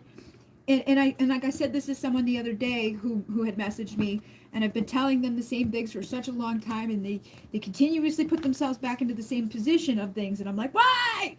Stop doing that! Just stop it! It's like, but it's because they don't feel ready. They don't feel like the emperor. They don't feel like, oh my God, I'm 100% in the clarity. I know exactly where I'm going and how to do it and all of that, and I'm gonna just be like, boom, here I go. But that's never gonna be the case. None of us are ever going to feel that way, like 100% all day, every day, out the gate, especially when we're still new to new things. But we do know what fires us up and gives us that passion. We do know what makes us feel excited. We do know what we don't want to do, usually, too. So that could be a clear indication of things in our lives of like, well, what don't I want to do? Where don't I feel good? Where don't I want to be? And that's a great place to start affirming in the opposite of like, all right, well, if I know I don't like that job and I know I don't like that feeling and I know I don't want to go near those types of people, I'm not going to be continuing to affirm that existence.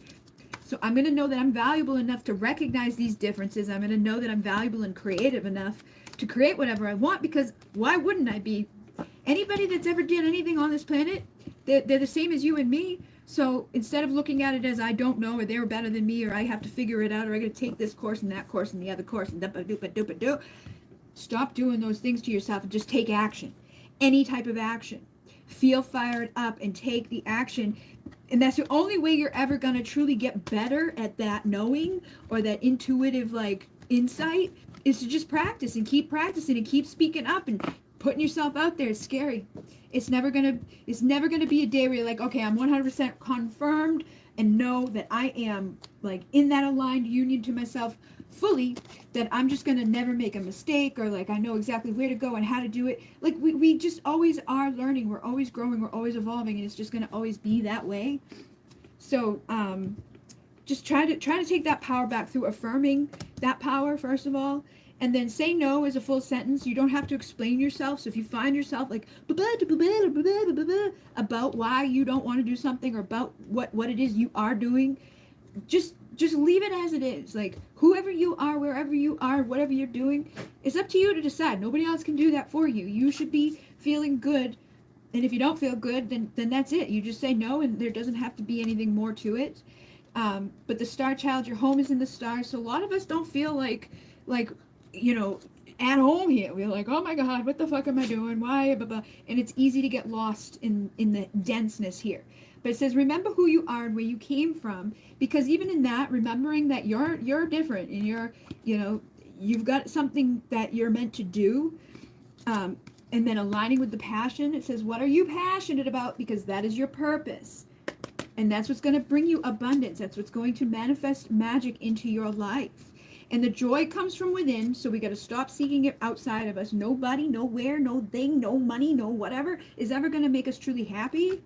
It's just us that can determine how we're going to be happy, but it usually is determined based off of following our passion and not people pleasing and not doing the things we don't want to do just to appease other people.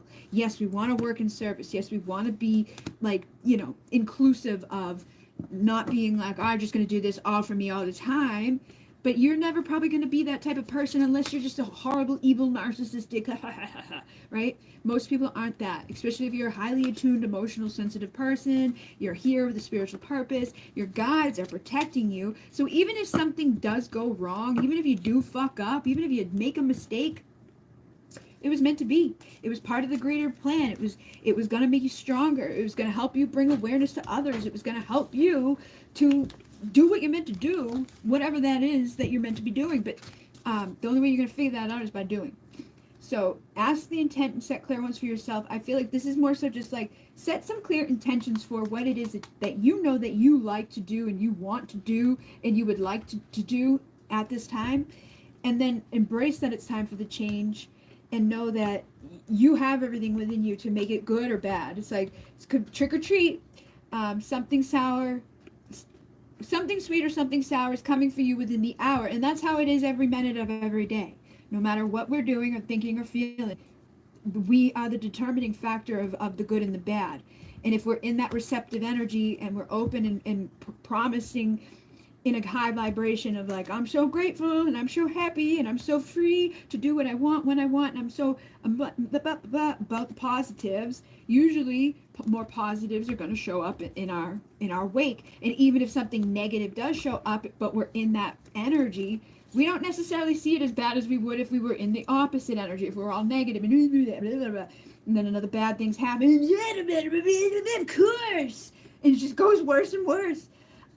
But whatever the conscious like shifts inside of you that you need to make, there's some sort of fears that you've got to realize, and I feel like it's a burden for you, and it's causing you to delay, and it's causing you to wait, and it's causing things to get slower and slower and not happening. And again, it's a collective thing right now. All of us are in it.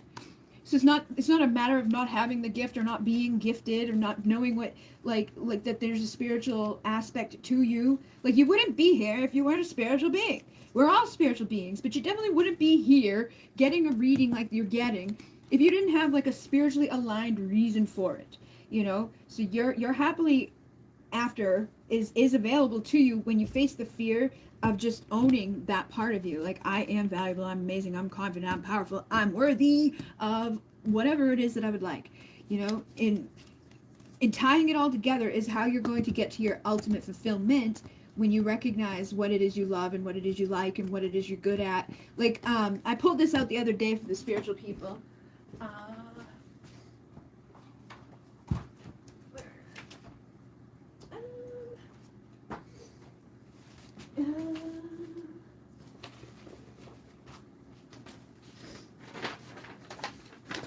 I've been like landing page templates, the pre-launch emails, the fucking press releases and articles and all that shit, right? This is the love-hate matrix. So what are you good at? What do you love? What are you bad at? And what do you hate? And if you just do that, like make make a plus sign, and at the top do what are you good at the bottom what are you bad at, and what do you love and what do you hate, and then try to figure that out. Because whatever those things are, it's like we don't want to be doing this, but we do want to do that.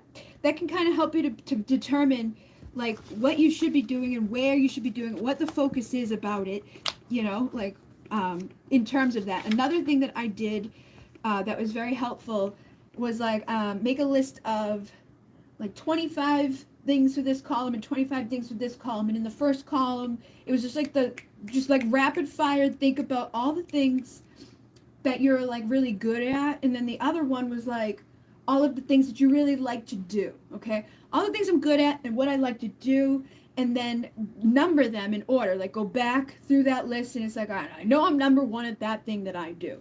And then, you know, through the whole list. And so whatever number one is on both of those lists, we tie those together and it's like, oh, that's probably what I should be doing. I'm good at it and I like it. I should tie these things together. It's even better if it's something that people come and you know, what do people ask you for? What do people turn to you in need of? You know, where you're naturally gravitated towards in your life, because that's usually an indicator that you would be good in that sector of something. Like some people are very artistic and they have the eye for creating, you know, beautiful art. Some people are more so very logically like inclined to numbers. It's like, oh, what's 7,000? And they're like, oh, okay. But everybody has their thing that they like to do and that they're good at. And other people recognize it and they come to them for that support. So those are indicators of things. And those are just easier steps or like basic things. Sometimes just putting it down on paper or doing those little action steps brings us the clarity that we're missing. It's that first ball rolling going. And I put a post out yesterday. I have a group that is on my website, and I've been like torn about where I'm going to go, but I'm going to make the decision because I'm probably just going to make a video and ask people actively, like, where would you guys prefer to do this? Because I already have the content. I already have all the things that you would need in order to get yourself going and started. And I have all the things up in the brain to teach you it. I've been doing my own fucking weird shit of like, I'm just going to drag my feet and I'm just going to be like weird about whatever. So like the person who was like taking more courses, or the person that was like, not feeling like I want to allow myself to receive because I'm afraid about what I already owe, and the people who are like, I don't know, do I really have a gift? It's all coming together within this energy. But literally today, whatever the astrology was for today, a lot of it is sent on our mission and our purpose, like where we're supposed to be headed at this time. So it's like the years are going to pass and you're going to last. We have the stamina to get there. We can make the right partnerships within our love and within our friendships and within the people in our lives to have joy and happiness and abundant, like valuable new times. We can plant the seeds to be successful entrepreneurs, creatives, whatever. Or we can get sucked into the illusions and drag our feet and be like, I don't know. But the more we think I don't know and feel I don't know, or don't affirm who we are at this moment as like, I know I'm gifted, I know I can write, I know I can do, I know I blah, blah, blah, blah. It's either or. You can go down that path or this path by choosing. So become a partnership with yourself. Make clear intentions for yourself. Be very clear about what is your why. First of all, that's the first thing they say is like, why? What is your why? What is it that you are doing, and why are you doing it?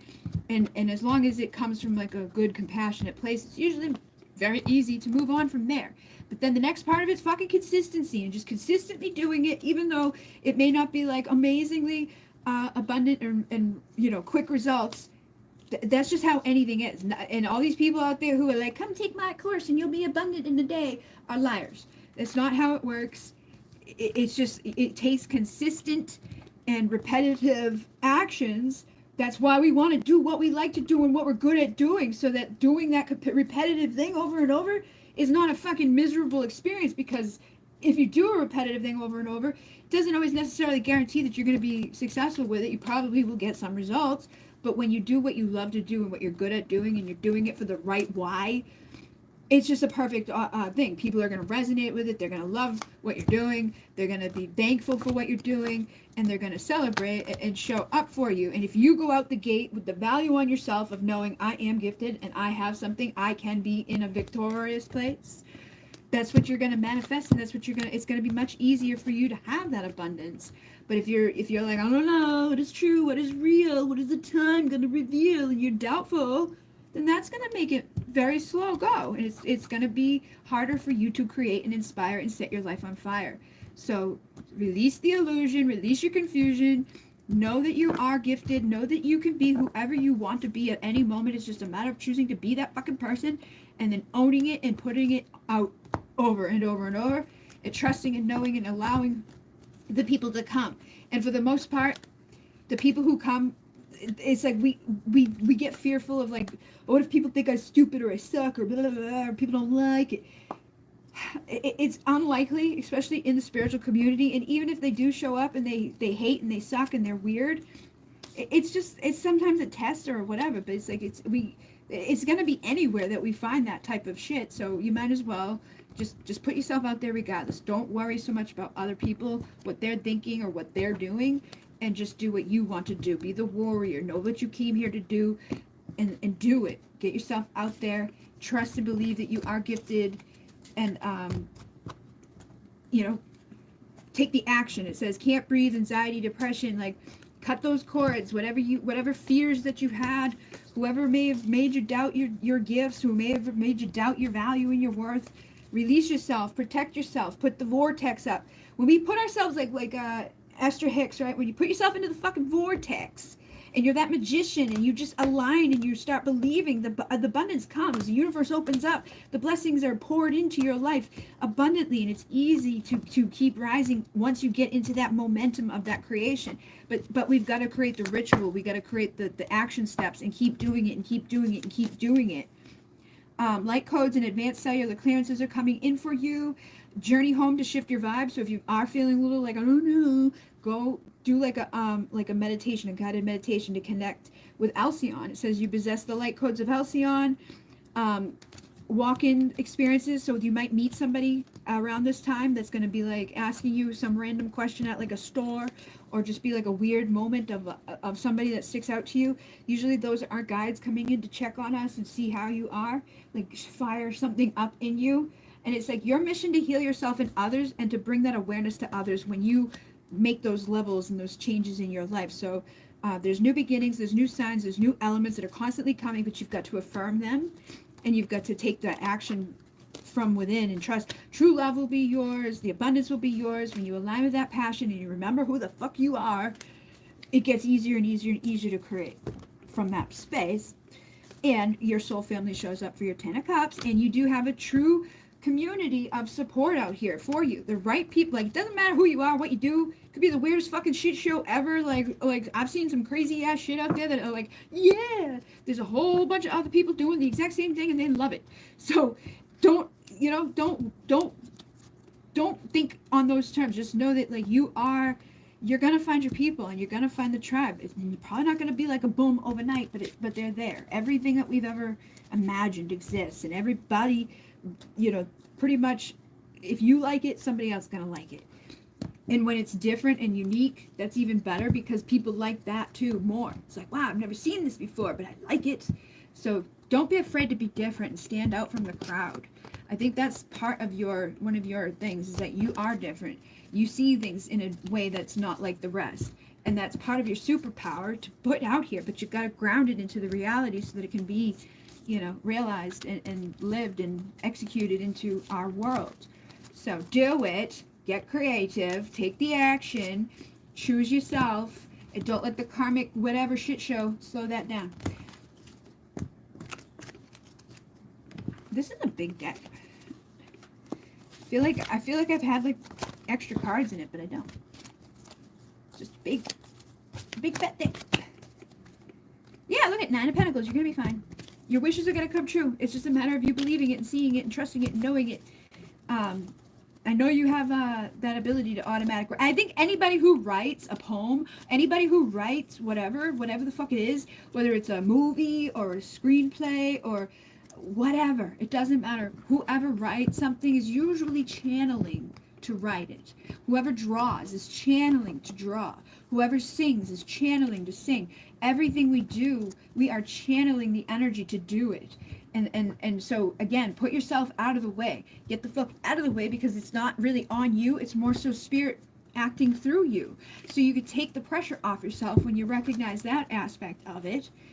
And then allow the light of Lyra to bring in strength, confidence, abundance, and wisdom. And just be the empty vessel that allows. Yeah, allow yourself to receive. And trust. And open the vortex, ask for help, say, show me, be a little clear about allowing yourself to receive, and then get the fuck out of the way and allow it to come. Alright, let's see. So, hey, hope you're doing well. I want to ask about my past life, basically what led to the current chaos, the demon phobia, the ex-drama. I think they're both related. Okay,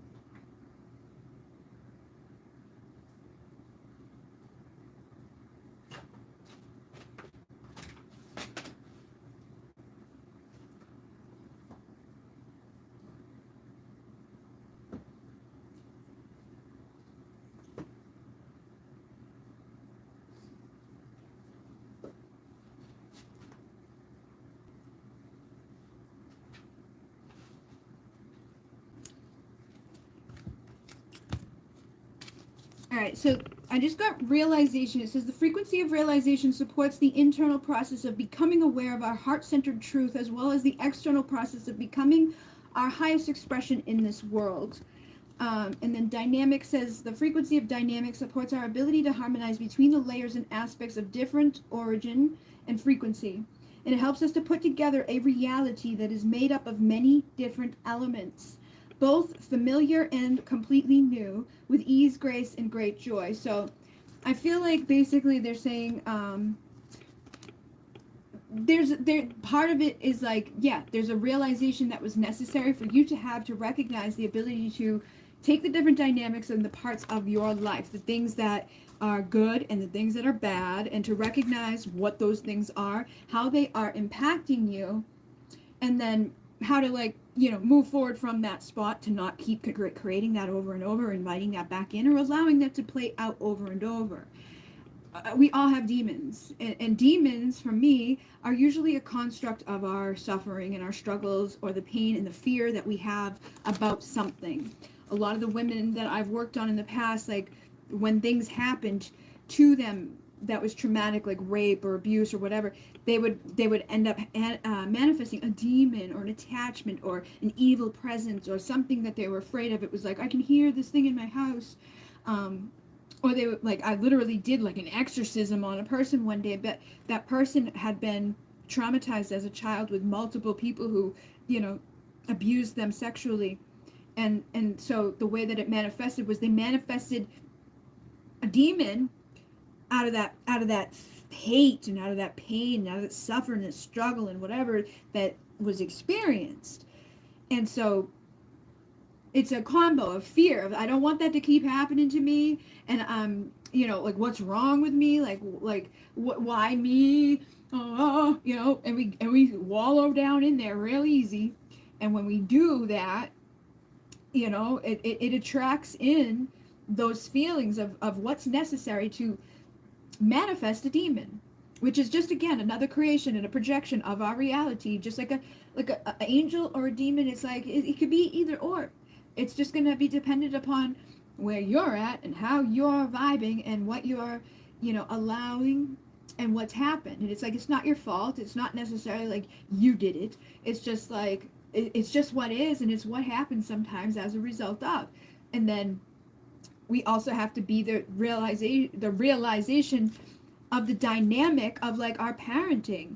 And I know for sure that, like, the parenting dynamic of your parents and your parents for you, and those, probably the culture for the parents, the lineage of the people that you come through, just for your physical reality that you're in this body right now, with the DNA and the genes and all of that whole stuff too. So it's like your predisposition to be in a way where it's like, sometimes women aren't treated as equal, and sometimes people aren't being honest about their emotions, and sometimes people aren't feeling valuable about themselves, and sometimes people are making judgments on each other and think in certain ways and treating people in disrespectful ways. And I know there was a problem in general just in the culture of like men feeling entitled to grab women on the bus and things like that. And that's, again, it's not you, it's just where you are and where you came into for a specific reason, to probably have those realizations within the dynamics that you've been brought up within. So, like, when we were a baby, whoever we became a baby of, we're going to hold those energies and those things from those people. That's part of the dynamic. But if they weren't necessarily in a healthy partnership, or they don't know how to necessarily attach and create a bond that's a healthy bond, where there's like compassion and empathy expressed openly, and you're encouraged to be who you want to be, and all of those things, that's going to set you up for a lifestyle where your attachment to others is going to continuously continue from that space of, like, all right, so, like, if I'm born and my dad, you know, abandoned me in my mindset, like, maybe he just wasn't there. Maybe my mom never even told him of my existence, or maybe he had issues and he went to jail, or maybe he just, whatever, he knew and he took off and was like, fuck that, I don't want to be the dad, and took off. That's going to cause an abandonment within that child. And then as that child grows older and starts to create relationships, it could be in friendships, it could be in work, it could be all over, but usually they're going to start attracting relationships that kind of mirror these things, and they play out like daddy issues, mommy issues. That's what it is. It's a result of some sort of issue that played out as a child. But it's just a result of what was. It doesn't have to be like that forever, and it doesn't have to continue to be like that forever. I feel like for yourself though, with like the demon thing, it was like you were demonized for being you, for not wanting to do what everybody else was doing. And that's why you're here as a starseed, is to break the fucking system, to break the mold, to do things a little bit differently, and to be that weirdo in the situation that's like, no, I don't want to do that. I want to do this. I don't want to be what everybody else is being. I want to be what I want to be. But because you're sensitive, empathic, and also under that place of like oppression and whatever, it caused you to even rebel against yourself, and to like deny yourself your own desires, and to try to people please everybody else around you, even to your own demise at times, where I feel like there was even a level at some point within the dynamics and realizations that may occur to you at different points that you might not have for, could happen any day, it could happen in 100 years. But we have these things fire up at different times when you retrieve the confidence back and the power back. But some of the stuff that you have come to believe about the dynamics around you, or the people around you, or about yourself, or about society as a whole, it's just you doing that. And that's how it is for everybody all the time, doing that. Like, that's all we're doing, is we're just coming to a conclusion based off of what we know and what we've been through and where we are. And it's going to consistently change. It should consistently change as we heal and experience life. Sometimes it may go down into a shitty place because of shitty events. Sometimes it's going to go up because we overcome that shitty thing, and we're like, oh my God, and we realize that it was like, oh, it wasn't like I was zeroed out, or I was just like somebody meant to, have the horrible whatever. It comes out of wisdom over time. And we create that security over time from the wisdom over time of recognizing, like, like who I am is good enough, and who I am is a creation of my decision, and I don't have to feel badly about it, and nobody else can really determine it for me unless I give them permission to do that. And sometimes we do that when we have a romantic partner, or we have somebody in our life that we really love and care about, or we respect, and we put them up on a fucking pedestal, but they don't necessarily need to be there. They shouldn't be there. Nobody should be above or below anybody. It should all be balanced and equal. And when you liberate yourself from feeling that way, or feeling less than, or inadequate, or a victim of everything around you, or a victim of anything that's happened on the way, you'll start to feel the enchantment and the miracles that can happen through the forgiveness of those things, and recognizing the evolution that came out of you realizing and going through the pain and going through the balance that was necessary for you to reach freedom and cleanse all of that crap, So it's not, it's like you had a hard time probably with security, just from many different levels and layers of like the family that you came into, the society that's around you, the beliefs that get passed down, the upbringing, it's like we didn't have this, we didn't have that, so it obviously is going to make you feel less secure than other people, and it's going to push you even further to like abandon your own dreams, or to abandon your own self, and to feel negative about what you like and what you want and who you are and all of that. And it's a fucking test, and it's to try to see, are you gonna let like the little weird shit around here, like money and all of that shit, dictate who you are and where you're going and how you're gonna be?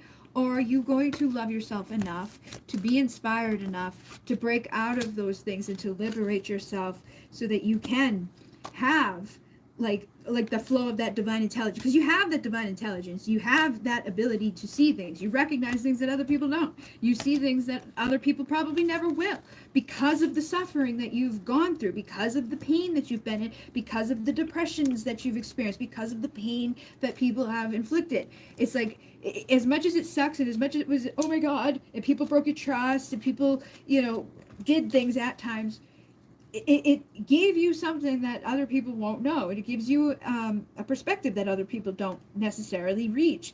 And I think it depends on the evolution of the soul. It depends on what you signed up to, and it depends on how old your soul is. But there's things inside of you that you've innately known and felt and done and say and do, and it depends on where you are. Sometimes you're way up here, and then somebody comes in and you let something happen, and it's like you're way down here. It's like you're the dictator of it, and you know it, because it's like when we have these talks and I'm like, hey, and you get that enchantment of yourself, and you're the creation of yourself with your willpower to do it and to forgive whatever's been and to tap back into that abundance that's inside of you to manifest. And you get inspired and you do your affirmations or the whatever it is that's going to be the thing that transmutes the shit show that's happening at that current time.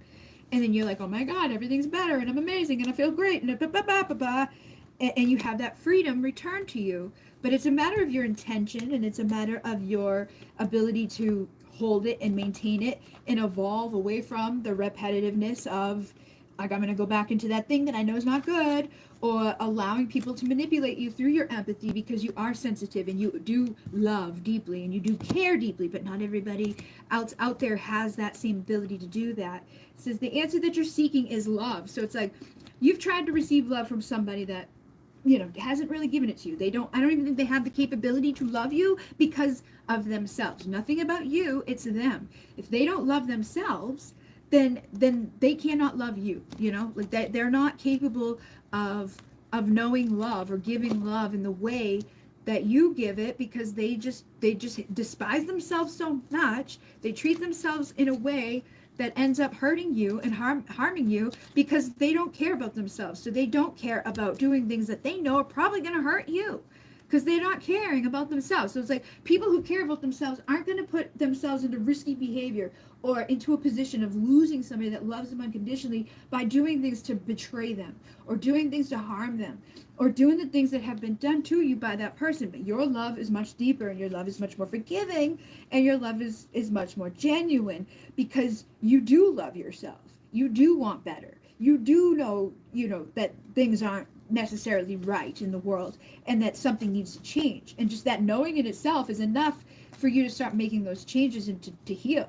So you've got to believe in yourself, see yourself doing well, and you will, and then forgive. It's time for you to let go of anger or blame, whether you're holding it on you or them or anybody. It doesn't matter. It's like, just forgive it all. And know the love from your parents. It says, no matter what, your mother and your father love you as much as they can. Because again, it's that same thing that I just said. It's like, if somebody is having internal struggle, they don't love themselves, they don't accept themselves, they don't care about themselves, they put up with shit that's just not good for them, they can't really be there for you on the level that's like, I'm here all the way and I'm loving you in a really healthy, awesome way all the time, because they can't even do it for themselves. So how the fuck are they gonna do it for you? And it's unfortunate, but you wouldn't have come into that family or to that dynamic or to any of those places or any of those relationships if you weren't meant to do it, because you're strong enough to do it.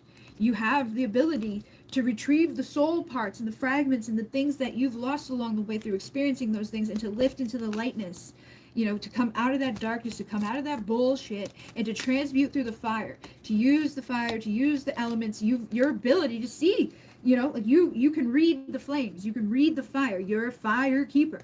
You are a person that has these abilities, these capabilities. You've seen the beauty of the world, and you know that you can tap into these things and lift out of the darkness, the heaviness, and the, oh, I'm so sad, and it's so bad, and it's so God. And it's easy to go back in there, because this world is a fucking smoky mirror. It's an illusion, and it will take you down any chance it gets if we let it, or we're susceptible to it by not feeling good about ourselves, or letting the energy and the imprint of the people around us, come trickling to us, or be like, oh, that must be my fault that, this person's not treating me right. No, it's not. But if we can give them that power for it to be, if we want to believe that. So the soul retrieval, you've done them before, but it's like sometimes we got to keep doing them, especially if you keep going back into dynamics and you keep getting daggered by somebody or something. It's like, all right, well, we got to go get that back again, because you just got daggered again, and that little piece of your soul that was there is now gone. You got to go back and retrieve it. Go on the vision quest.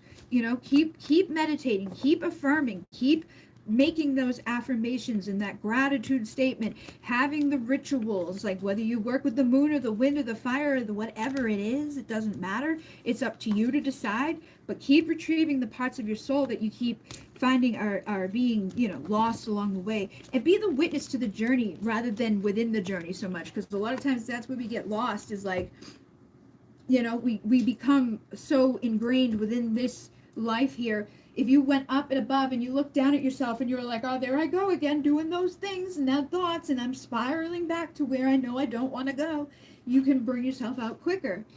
And you are the time master. You know, time is an illusion. So you get to create things and you get to jump timelines and you get to shift everything around you very easily and quickly when you see that about this reality and you look into that smoky mirror and you see through those illusions and the bullshit.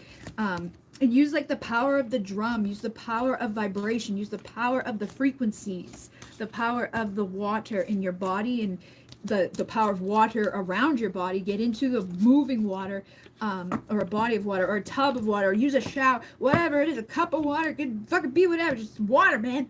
And however it wants to show up and manifest for you, or however it's easy for you. Don't let things be an illusion or a limit, like. And I know that sometimes is easy depending on our surroundings. It's like, well, I don't have a tub, or I don't have a blah, blah. It's like, okay, well, there's still water somewhere. So how can we get creative? Because that's what most of us do. It's like whatever's there, right there in the immediate surroundings. It's like we can find the fault or the problem or the block over and over and over, or we can see, okay, I'm going to do that. I'm going to find my way through this, even if my way is not the exact same way as your way. I'm going to be the eagle who rises above the storm. I'm not going to go take cover. I'm not going to hide. I'm not going to be scared. I'm going to fucking rise above the storm and look down at all the little weirdos hiding out. Oh my God. And I'm going to see from the eye of my soul and my spirit. And I'm going to see the interconnectedness of that thing. Oh my God, that little mouse just got taken away and eaten. But guess what? That thing that took it away to eat it needed to go feed its baby. So it's like it's all interconnected. It may hurt, or it may be like, oh, but it's like it needed to happen, or the other would have happened. So when we look at it from a bigger perspective instead of like a constant like, oh, why is it all blah, blah, blah, blah, blah, blah, it gets a little bit easier to navigate these places in this world. And again, shifting the way that we look at everything, rather than like the limits within everything to the limitlessness that we have. And then brothers and sisters, it says to get along with others, see the love and the best within them. So again, I think your family has been a very impactful thing on you in the way that you feel about yourself. Like you may, and again, I know the dynamic of being a man and a woman in this world is a very different thing for people. And it's like just being in a woman's body is enough to set us up for some shit that's like, oh, I feel like men have it, and men can feel that way about women. It's just who we are, and whoever we decided to be at this time is usually going to show up in ways of like, oh man, I feel like and we can really get sucked into it really badly, or we can be like, oh, it's just a part of the dynamic here. It's just a part of the shit that we need to heal. Get curious about it. Start a project related to something that you're curious about, and learn about it and become the expert or the understander of it, and then you have the power over it. And then lots of little steps make big dreams come true. So again, you don't need to know every step of the way. You don't need to know exactly where you're going and how you're going to get there from day one, because I know that's been something you've struggled with, of like, I don't know who I want to be. I feel like that's again another pressure, like I was saying earlier, with people who like haven't decided their sex yet. It's like they don't need to. Nobody needs to know exactly who they are at day one. Some of the most famous people in the world didn't become famous or even try to do what they were doing until they were like 40, 50, 60. It's like, just be you, just be yourself, and go one little step at a time. Just take those actions. Like I wrote that on the thing the other night.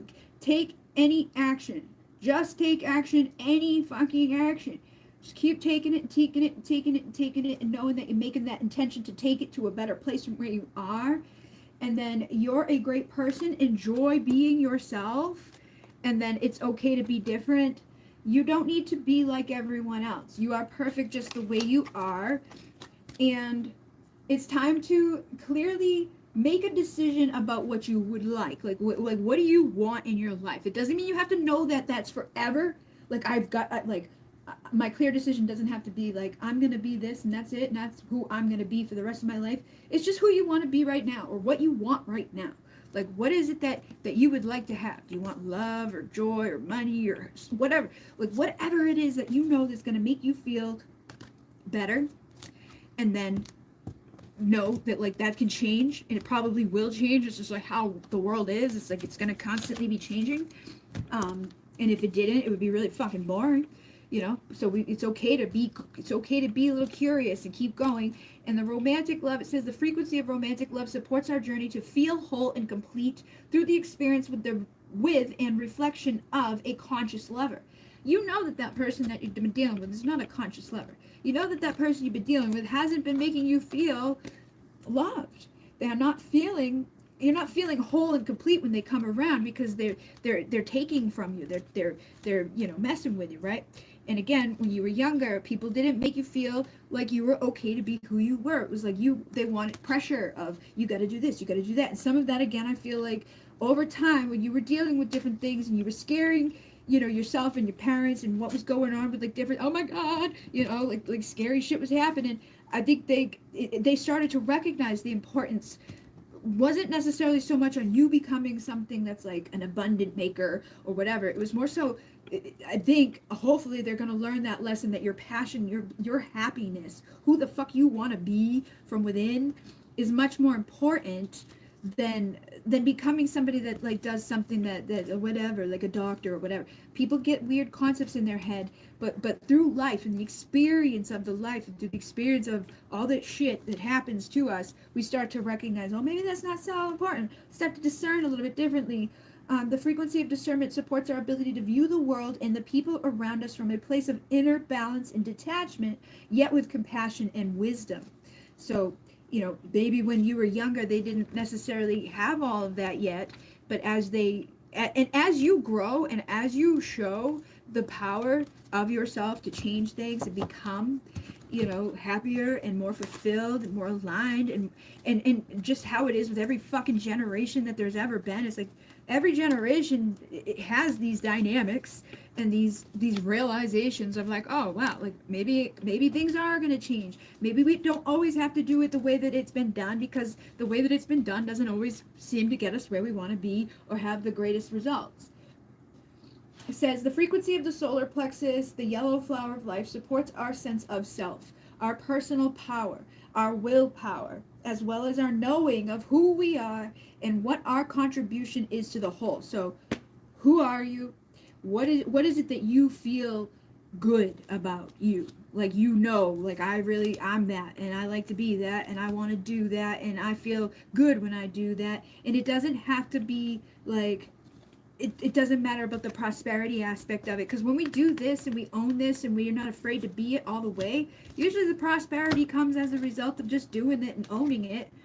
The frequency of passion reminds us that beneath every intense emotion lies the hidden gem of insight, balance, and calm.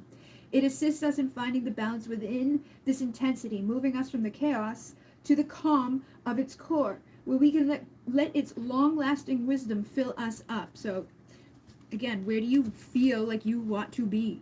Where do you feel like calm, but also invigorated and excited about showing up every day? It's not going to be a burden to you to do it. You're not going to feel drained at the end of it. It's not going to repeat the things that you've already been through that leave you fucking drained and sad and upset. And then, again, that curiosity, like, why am I doing this? Usually, that's the best way to heal or grow, is to become self-aware of what is it that I'm doing, why am I doing it. The attachment that we make, it's basic fucking like psychology and understanding those things, and then like neuroplasticity and the ways that we can reprogram our minds. It's not difficult to do, but we've just got to inform ourselves, recognize where those issues are, and then start doing it. But you can't make anybody else do it. So if you do it and the other person doesn't, there will become a point that you might realize like, I've got to let that person just go for good, because they're not going to do it. And maybe that would be the thing that would change them. That may be the thing that changes that contract and helps them to actually do what they need to do to make that change. But allow for the ancestors to access and assist you, the ones that came before you, that you're here to assist in breaking those lines of karmic fucking craziness. They want to help you to do it. The deep wounds, it says clearing emotional blocks with those elixirs and crystals. So like figuring out what works for you, like just intuitively guiding yourself to work with yourself. of what feels good and what doesn't. Where do I want to go? Where don't I?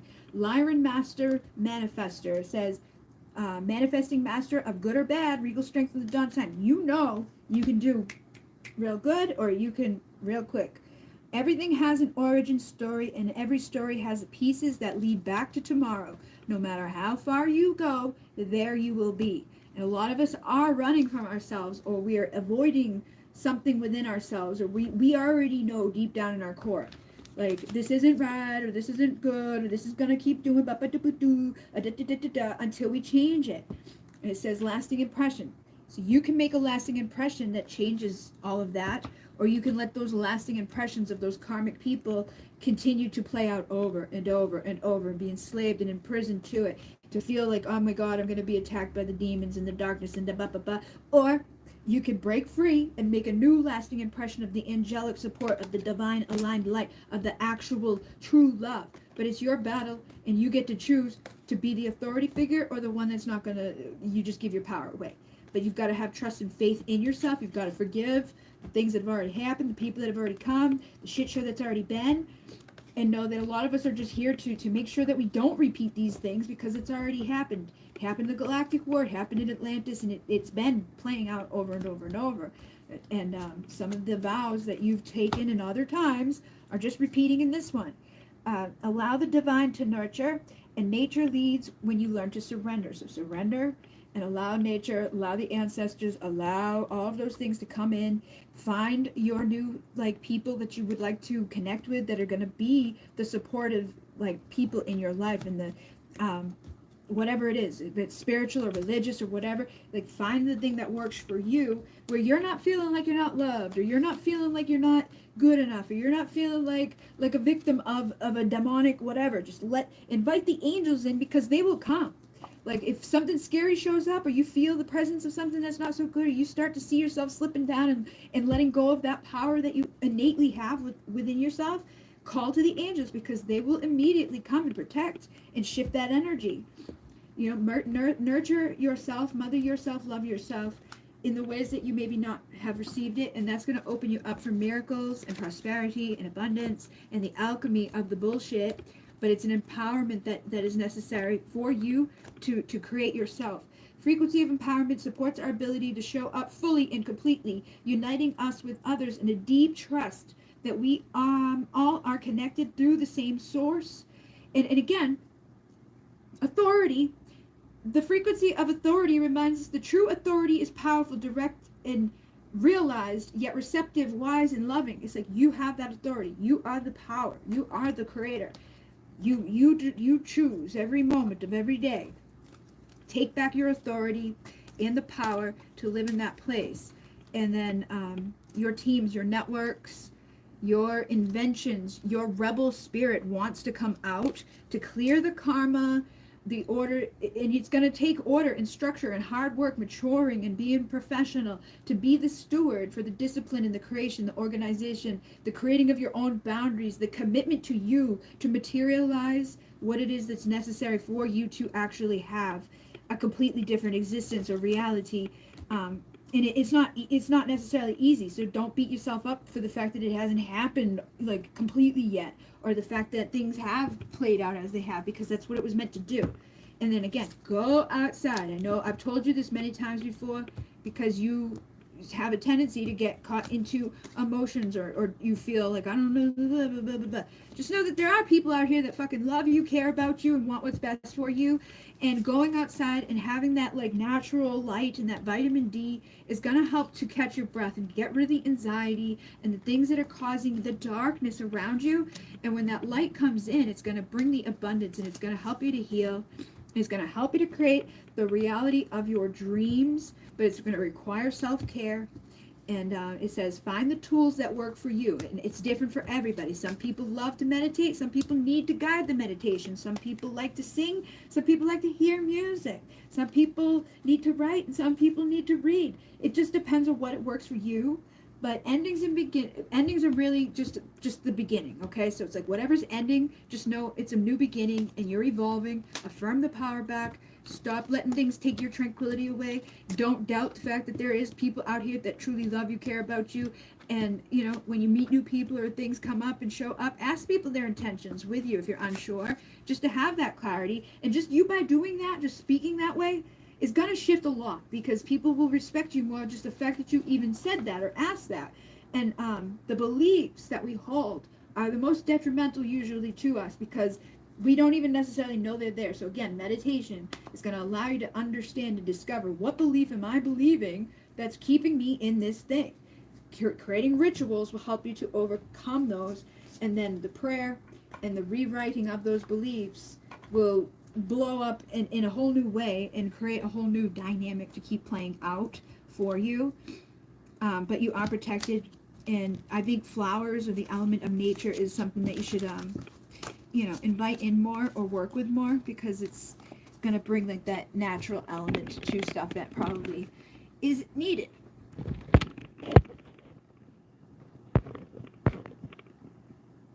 I would like to know, I will be moving to North Carolina soon. I am supposed to inherit my aunt's house, and I'm wanting some confirmation. Thank you, blessings. Okay, need a drink.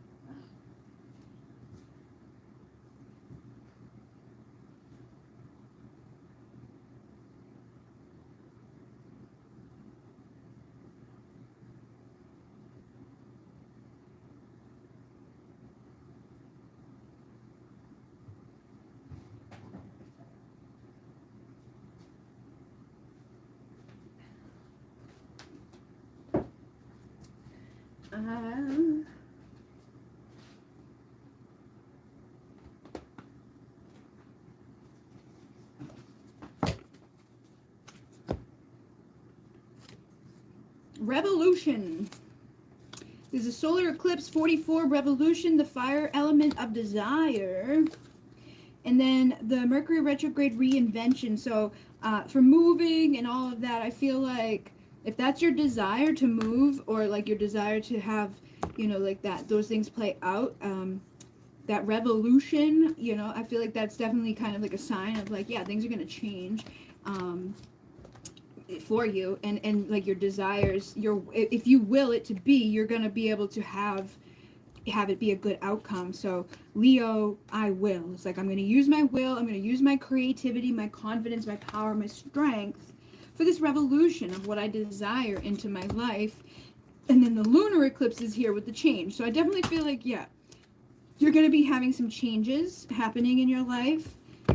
And within the first house, the body, so like your body is going to be probably moving, and the routine that you live within is going to be changing, and it's going to tie to your roots. Okay, so it's like where you come from, where you live, and all of that, like your family and stuff. It kind of ties into it in both elements, like leaving where you've been, but then going to somewhere with like your aunt taking over that opportunity there, and aligning to the roots in that way. So it's like, I feel like there's like a shift in the in like the element of what you're here to do. Like some of us have certain things that we signed up to do, and it's like, all right, once you've gotten done with that part of your mission and your thing, you're gonna shift over to this one, and that's just part of the destiny, and it's to show that you've done what you needed to do in one area or one element of your life, with the first part of your life, or the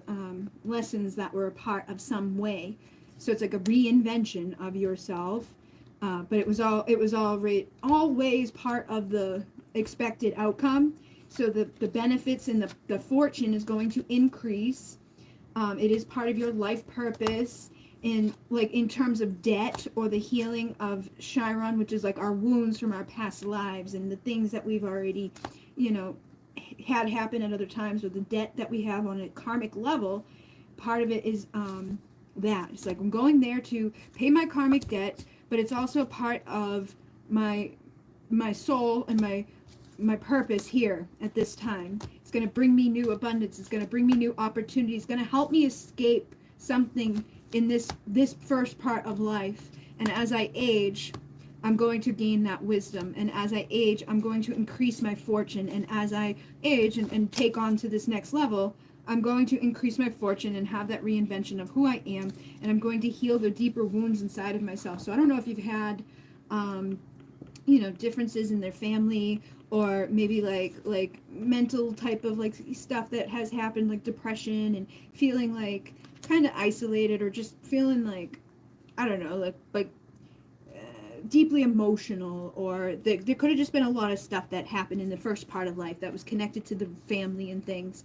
I feel like this is going to be kind of liberating, but it's going to also probably have its own level of karmic stuff to work through, but there's also going to be like good things that come about from, like, all right, here's your rewards for the first half, now get ready for the second half. Like, you know what I mean? Like, here's your blessings, but here's a little bit of shit show to go along with those blessings. You're going to be stable, but it's like we're always still going. We're always still evolving. We're always going to still be like finding some new level of oh, wow, I didn't realize I had that thing to heal.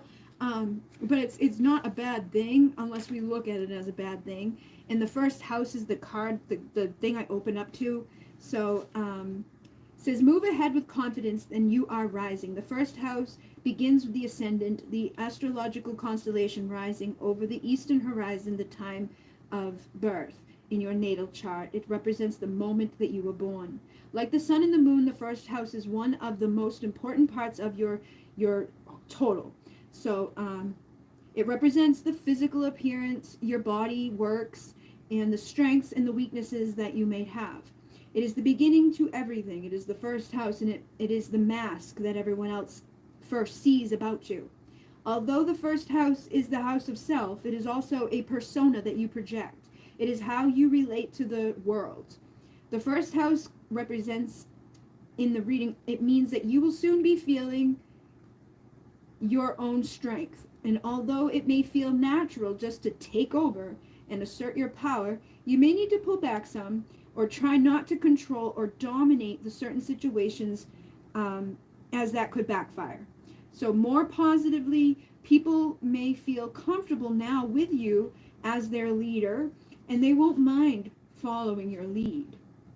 It's important that you don't abandon your goals now out of boredom, or presently you will start things with great gusto, but you must follow up. You need to finish all that you start. The first house shows your image, so how you come across to others, of utmost importance now, and it bears greatly on your success. Perhaps you may opt for a new look, and indeed this could have a bearing on how successful that you may be. Since this house opposes the seventh house of partnerships, it's a good omen regarding relationships of all kinds. It can mean relationships are going to mature or become more serious, and marriage may be on the cards, or it may mean that you are transitioning to a better place concerning other people in general. And as the first house, it is also about your physical body, and it's important that you pay attention to your health and the signals that your body is giving you. Your body is your ultimate container and the first place that your soul passes into. The first house card also speaks of beginning and starting new, and it implies it is time to honor your gift of being distinct. It also suggests a position of leadership, and when this card turns up in a reading, it may be time to defend something of value to you. Perhaps your reputation, your authentic self, or your chosen life path, and you may be challenged where you must stand by your convictions. You could have conflicts with certain authority figures and thus need to go some extra measure to keep the cool head in any given situation. Card marks a period of being tested or challenged and indicates who you are and who you will become. Whatever is implied in the surrounding cards will indicate what must soon be faced and met. All in all, the first thing to consider with the card is how healthy you are and your stamina, your role as a leader, or just as a person who is about to start something significant. And always look at your surrounding to see what's going to come next. And then the physical body, the head, and the circulatory system, the fluctuations of blood pressure, health regimens, bodybuilding, working out, physical appearance, attractiveness, presentation before the public, the self, the concept of I am. Your recognition, reputation, personal strength, vitality, the defense of battles, challenges, being singled out, mannerisms, getting upset, feeling excited, working on your own without help, realizing a dream that is yours alone, and a solitary path. Issues brought forth from early childhood, destiny in the making. And it represents the Fool in the tarot, and it's key ideas of the appearance, the subject of your question, the way that you come across, beginnings, new projects, new starts, the body. So yeah, you're definitely going to be going into a new beginning. And like I said, I feel like there's going to be elements of like a test. Like it's like, hey, yeah, you're gonna reap the rewards and the benefits of things that you've already been through and done and all of that. But there's also going to be like a test of who you're becoming and where you're headed, just like that's kind of how everything is in this world.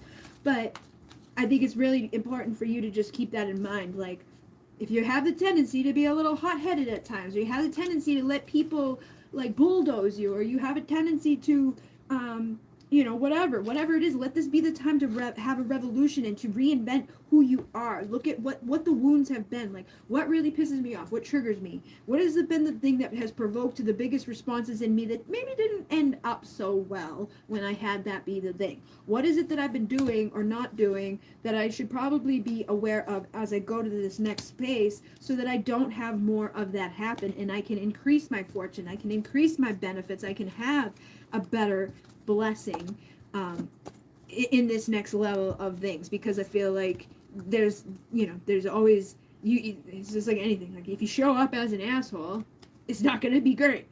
But if you show up in the best version of yourself, learn from the past mistakes, then you can escape all of that stuff that may have once been kind of like limiting to you, or could have even just been limiting the way that people saw you. And it could have even been passed down to you, like, oh, that lady, her mom's a fucking mental case, so people could judge you just based off of who you came from.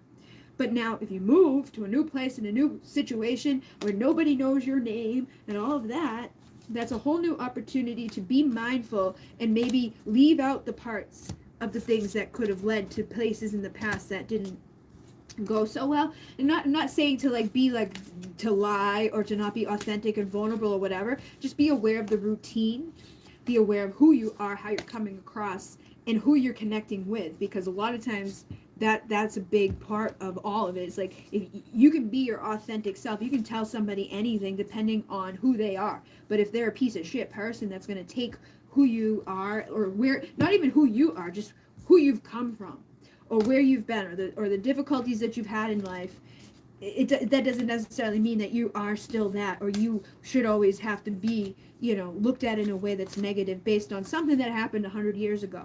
Like, I was a heroin addict when I was younger. I had a lot of weird shit go down in my life, but like, I could let that follow me for the rest of my life and be like about it, and just be that version, or do what I did and become a new version of myself, and know, like, I don't have to be locked in that place, because the 12th house is like institutions and like psych wards and like rehabs and jail, and it's like whatever has been an imprisonment for you, whether it was a family lineage of people before you, or people who doubted you, or even the way you felt about who you are. Those are wounds to look at this time, so that you don't bring them along with you, and then you will find the right partner, which they mentioned the 7th house is the house of partnerships, our true love, who we're meant to be with. So maybe you weren't, if you go somewhere new and you start a whole new world and just be mindful to be the best version, so that the best version can mirror and match and show up to be there with you in love. We got Venus here, so I feel like not only are you going to get a house, you're going to find like the true partnership, or you may already have that true partnership, but it's like, just be wise. Be the wise person that's not going to let what already was be the end result of who you are in the end. And as you're the best version of you, the best version of someone else can show up in their truth, and then you have an awesome experience with two people that are wise and mature and healthy, and probably maybe even both overcame a lot of shit show in their lives, but that makes you stronger. That gives you that strength, and you have that will to do it. So you can own the home, and you can own your power, and you can be in that faith of trusting and knowing that no matter who you are or where you've come from, that doesn't determine where you're going to be or who you're going to be or what people, remember about you when you're gone and all of that. So reinvent and align for your abundance, which I think that pretty much confirms you're probably going to have some good stuff coming about as long as you own that about you. I am presence again. Own your power so your abundance can come. Yeah, new beginnings. You can have a new beginning. But there may be patience too. So I feel like there could be a tendency, something might get caught up, paperwork or whatever. Don't let that fucking freak you out or be like, about it, because then that may be like, wow, that could have bad results if you just go crazy or something. Like, get the fucking, like you want your house quickly too much. It could be the last final test. You just get over that hump, you're there.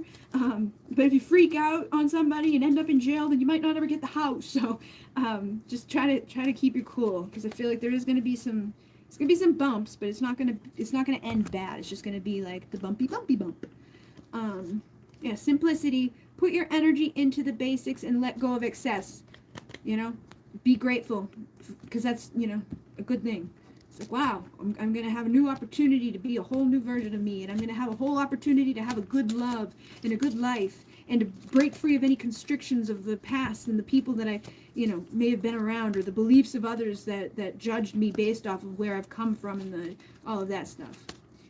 Which I can understand wanting to be like, oh, let me run away from here really quickly, and that just might be that final little mountain to get over of like, hey, just have some patience, man.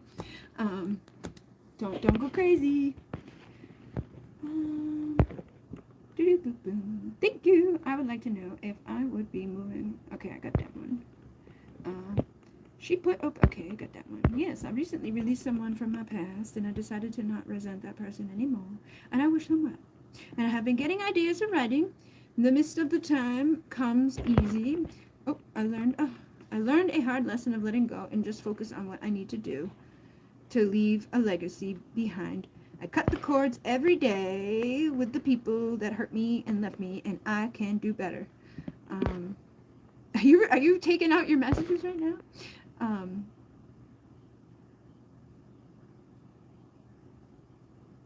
Bridget, for aligning with the real deal union that you have mentioned for me, do you have a deck that shows inner traits and what? You know what is so funny about that? I've been delaying my passion because I'm afraid to let people in, put my walls down, vulnerable with someone. I have this. One of the last things that I had done, like this is my decks that I haven't put into deck form yet. Like what you need to hear. I think this is this or that, right? So it's like happy, sad, joy, depressed, relaxed or stressed, sex, cuddle, friend, lover, trusting, fearful, this or that. And then in love, uninterested, hot and cold, forever, temporary. It's a lot of them. That's a deck. And then I had like the physical and the things like that. Chiseled jaw, button nose, big nose, small nose, crooked nose. A lot. And then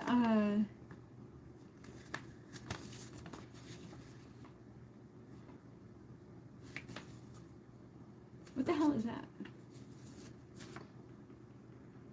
I don't even know what these are.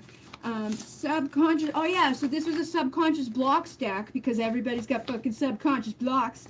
I gotta do more. Like there's 9 right there and there's some over here, but I gotta like continue that for that. It's gonna be a good one, like a more in-depth one. It's not gonna just be like 2 words. And then there was others.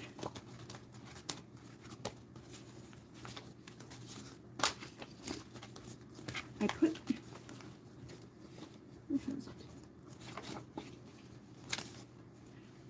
Oh, there's yes and no cards in the tarot.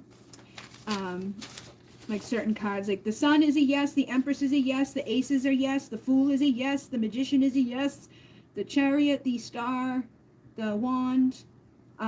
Maybes are the King of Swords, the Temperance, the Nine of Pence, the Three of Pence, the High Priestess, the Lovers, because the High Priestess is silent, so it's like a maybe. And then the Justice, the Wheel of Fortune, the Seven of Pence. No is the Hermit, the Hangman, the Devil, the Tower, the Moon, the Judgment, the Ten of Swords, the Ten of Wands, the Three of Swords, and the Five of Cups. In case anybody ever wanted to know, you can ask yes or no questions to your tarot and see which one comes out. That's the 30-day tarot oracle workbook that I already made. Then there's the draw paint journal thingy, the High Priestess thingy, the gratitude thingy. Where the hell are those? Oh, here they are. So I've got Twin Flame Troubles and Truth of Twins,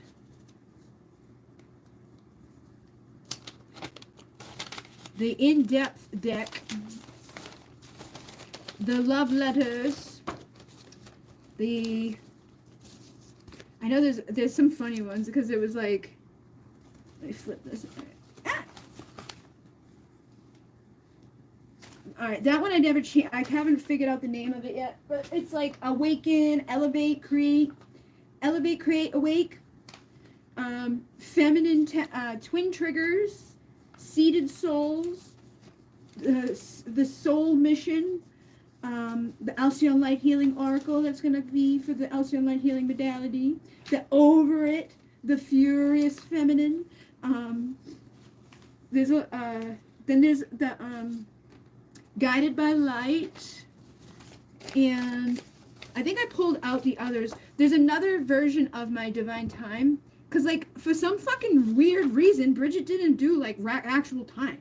I'm like, no Monday, no Tuesday, no January, no, you know what I mean? I did, like, April Fools and weird random shit.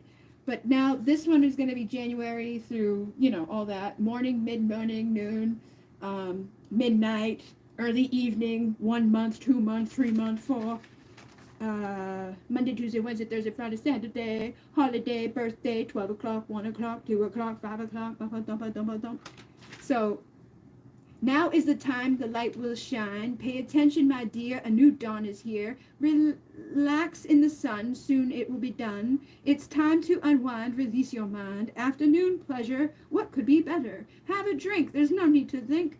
No need to fear, it's time to be clearing the air. Don't be annoyed, relax and enjoy. The universe recommends the time with friends. All that you want comes when you're nonchalant. Get into bed and go rest your head. Now is the time, all things are sublime. I really want to do that one. And this is Spirit Babies, which is a lot of different aspects of Spirit Baby, which I've never seen anybody else do. So we'll do that one.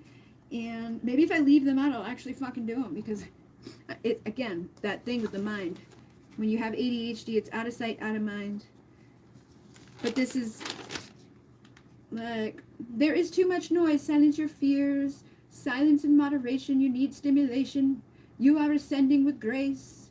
This descent stops when you choose. Everything is coming into alignment with you. You are moving off the aligned path. This love is unconditional. This love is... so there's like opposite things on here too. Stop self-sabotaging. Weak, messy, stressed, abundant frequency. I don't know. That one seems like probably one that will split. Sometimes I have them that I do, and then I end up doing something else. Like this one probably makes sense if it's all done at once. Spend the day doing nothing. Chill. You need to relax before we force you. Calm. Allow yourself some time off. Like, love should not hurt you more than it uplifts you. Heal. This was all so you could heal. Yeah. Thank you for making me stronger and never giving me closure, for never saying goodbye or made me who I am today, strong and independent. That's the Over It. I just want to let you know that it's time for me to go. Thank you for teaching me everything I don't want in love. And then, you should really get a dose of reality. You're not all that great. I was a fool. I'm like, that's, some of them were like, just like pissed off. I'm so angry at you and at myself and at my entire situation. I would have loved you. What are you waiting for? What am I waiting for? Why do you always do this? It's not fair. Please just tell me. Do you even care that you've shattered me? How can you be so cold? What did I do to deserve this? I feel like I've wasted so much time. I give up. So yeah, that's the Furious Feminine one. I'm like thinking like the pictures. I hate you. I made this a long time ago too. It's like, what the fuck even happened? Sometimes it's healing, guys, just to even do that type of thing. Like, I've recorded whole readings that I've never posted because I'm like, oh yeah, definitely don't say that to anybody ever or share that on a like, you know what I mean? Because sometimes you don't realize what you're holding on to until you give yourself that opportunity to put it out there. Like you said, I'm holding myself back, and I'm like, I'm you know, self-sabotage or whatever it is that you might be doing. Sometimes you can clear that shit by just doing something or saying something or letting it out. I write letters to people, and if I write the letter without the intention of giving it to them, I can write like 10 pages. If I write the letter with the intention of I'm actually going to give this to somebody, it's like I can't, because I block myself and I fucking like, you know, like I I don't want to say that, I don't want to offend them, but if I'm just like, fuck you, you motherfucking piece of shit, I get it all out, and I don't have to like care, and it's like I'm not going to offend anybody because they're never going to fucking see it, but at least I get it out, and then it's no longer inside of me eating me up, and I'm not like, oh my god, about it.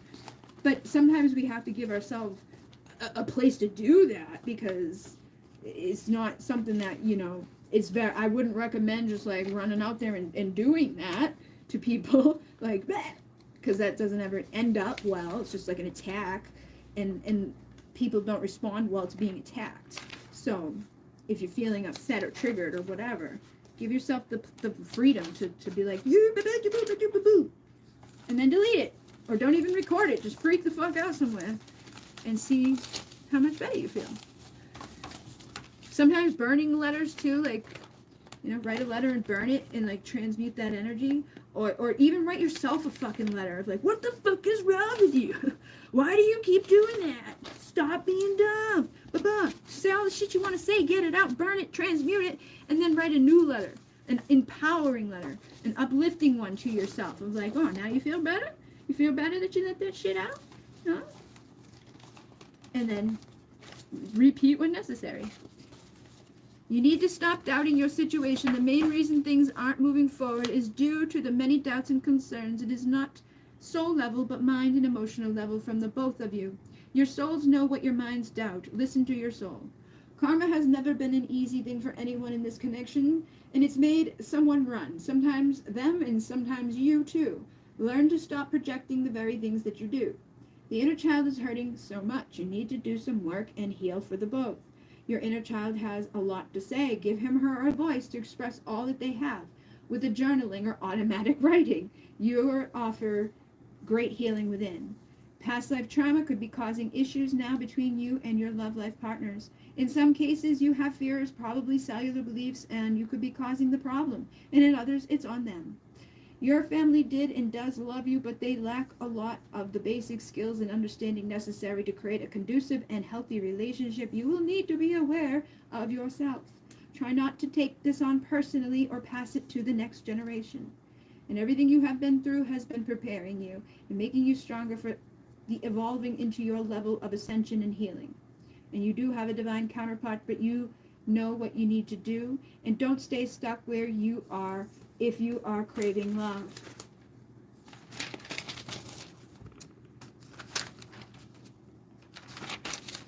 I'm going to do that one. Okay.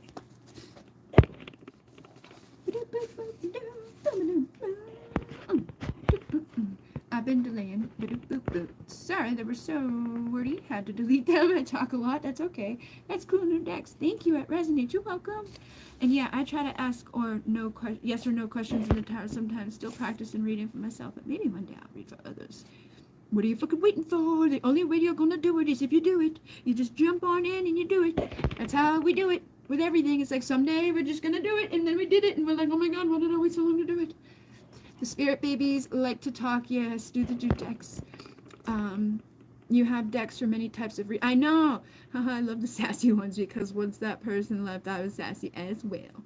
But things mellowed out after it. Yeah, and it is healing and therapeutic to do these things, like, you know, to not go be a fucking mental case, or to just like go get drunk and say stupid shit, or, you know what I mean? Or do things you're gonna regret, like, let me get revenge by sleeping, you know? Stuff that's not gonna actually have any good result.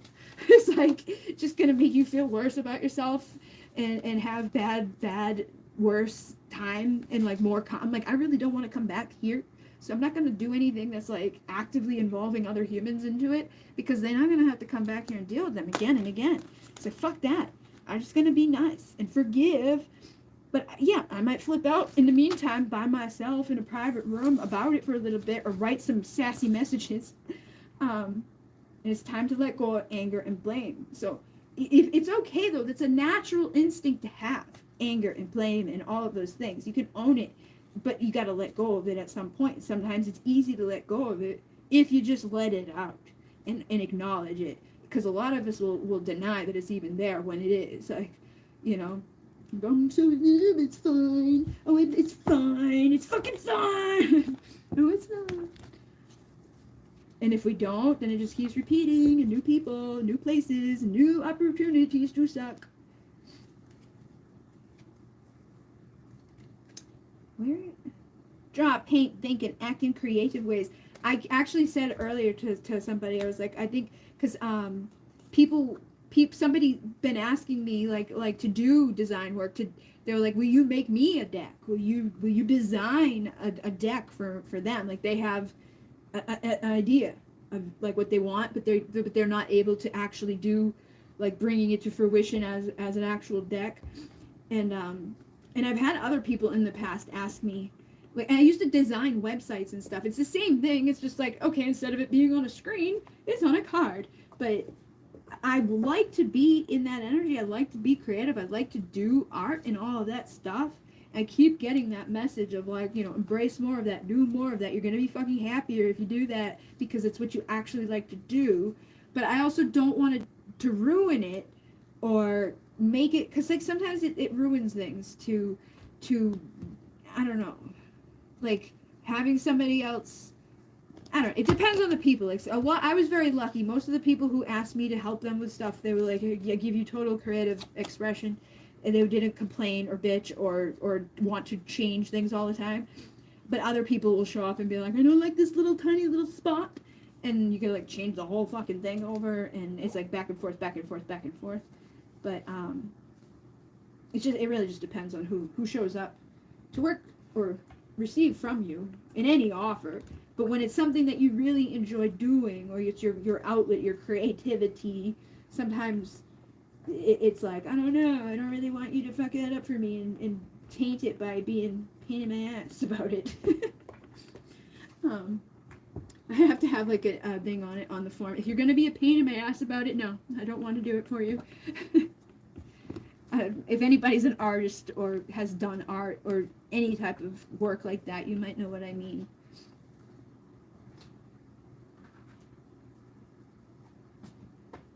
Especially because it's like, I don't want to put my name on something that's fucking hideous either. Like, no, that's a horrible idea. I don't want to make that. And you really like that ugly, horrible idea. I don't want to put my name on it. I've had that happen with stuff. I'm like, no, don't tell anybody I did it. That's fine. Nope. I don't want any of the recognition. But it's just creative, whatever. I love this. Like a collaborative project. Yeah. It was like somebody, I think they probably have, like, the idea of what they want to say. Like they have concepts of healing and stuff, but they don't know how to, like, design a deck. They don't know how to get the images and the words and all that stuff put together into this, you know. I actually did make an offer on Etsy before. I was like, if you're a person out there, because there's a lot of women out there, readers, who have just like a blank deck of cards that they wrote on with pen and paper. And I was like, if you would like me to design you one and take those words and put them on a nice pretty card, I could do that for you. But the way with Etsy is like, if that doesn't, like, if you don't have consistent sales on an offer, or like one of your, it takes down the rest of the shop. You know what I mean? So you got to be aware of your listings. Like, if there's not a lot of action happening with a listing, fucking get it out of there and use one of the ones that has good action on it to like invoke more stuff into it, or to use it as like a catalyst to the other. But if it's just sitting there and there's not a whole lot of stuff happening with it, it's just going to take down the wholeness of your shop. So it's like, you better just exit out, put it somewhere else. And that's another thing that I've been trying to like come to decision with about, because having Etsy and having my website and having this and that and all that stuff, it's a lot to do. It's a lot to keep up with, and it's also not always good because people may not know or realize you have other offers other places. So choosing one place to be the house of all of that stuff is good. Unfortunately, everybody seems to like to shop through Etsy because of like the Etsy could, like, whatever, they have all, oh, Afterpay and this and that and da. But they charge up the ass for you to even, you know, do the stuff. They have fees and then like transaction this and da. It's like, it's free to put it on there. You don't have to charge. They only 20 cents to put a listing up, but you don't pay unless you sell. But then there's all these fees and things like that within it, and there's these rules, and there's like oh, you want to be a star seller, you gotta, like, you know, jump through hoops. And lately it seems like it's getting harder and harder and harder for people to even make sales organically unless they're paying for ads. And then they've been like favoring the people out there that have like millions of fucking sales a day, which are really not even like homemade stuff. It's like people printing t-shirts through Printify. It's like, that's really not what this whole place is supposed to be about. It's like supposed to be about handmade, like actual people doing like, you know, things.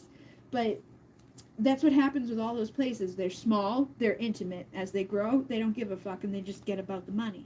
And that's kind of where they're headed right now. So I've been looking into other ways or other ideas that might be like the replacement of it, or how I want to represent or put myself forward, or where I would like to offer all of my offers in one spot instead of like having them across different platforms. Like Etsy was great. It was one of like the most transformative, very abundant aspects of my business. But if I'm, you know, gonna help other people with their business, I need to also be aware that it may not be as easy for those people as it was for me, because they're not jumping in there with 30,000 subscribers that they're consistent, you know. Me making sales on Etsy at the beginning of me making sales on Etsy was a lot easier for me than people who just go onto Etsy, because they don't have like a steady stream of fucking traffic. And if you don't have a steady stream of traffic, then you don't have sales. So you got to work on that. And the only way you're going to work on that is consistently putting something out there online or paying for advertising. I don't go that route. I go the free route because I'm a cheap ass bitch.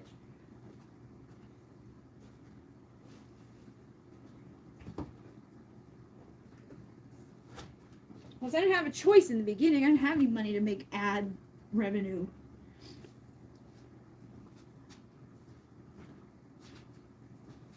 But that's the one thing I had never really learned either, is how to do the ads. You gotta set them up a certain way or they don't perform.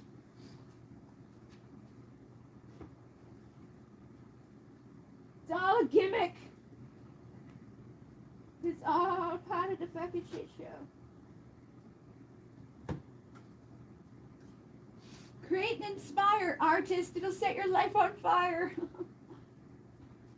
I really do keep getting that push to be creative. Like, I could still do the other stuff and that, but they keep giving me that message over and over and over. Create and inspire, it'll set your life on fire. And I have so many things I've never used, too, that I would like to use or try out at least once.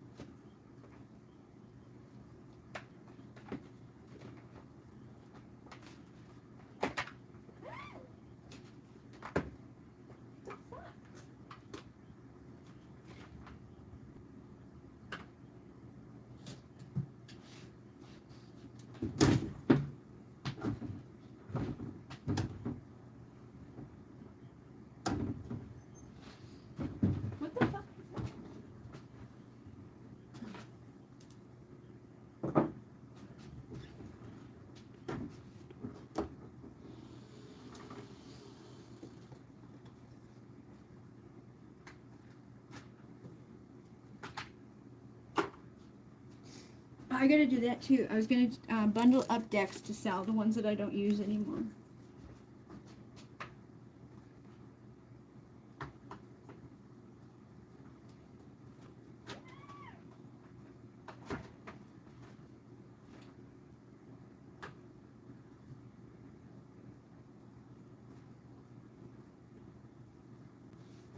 All right.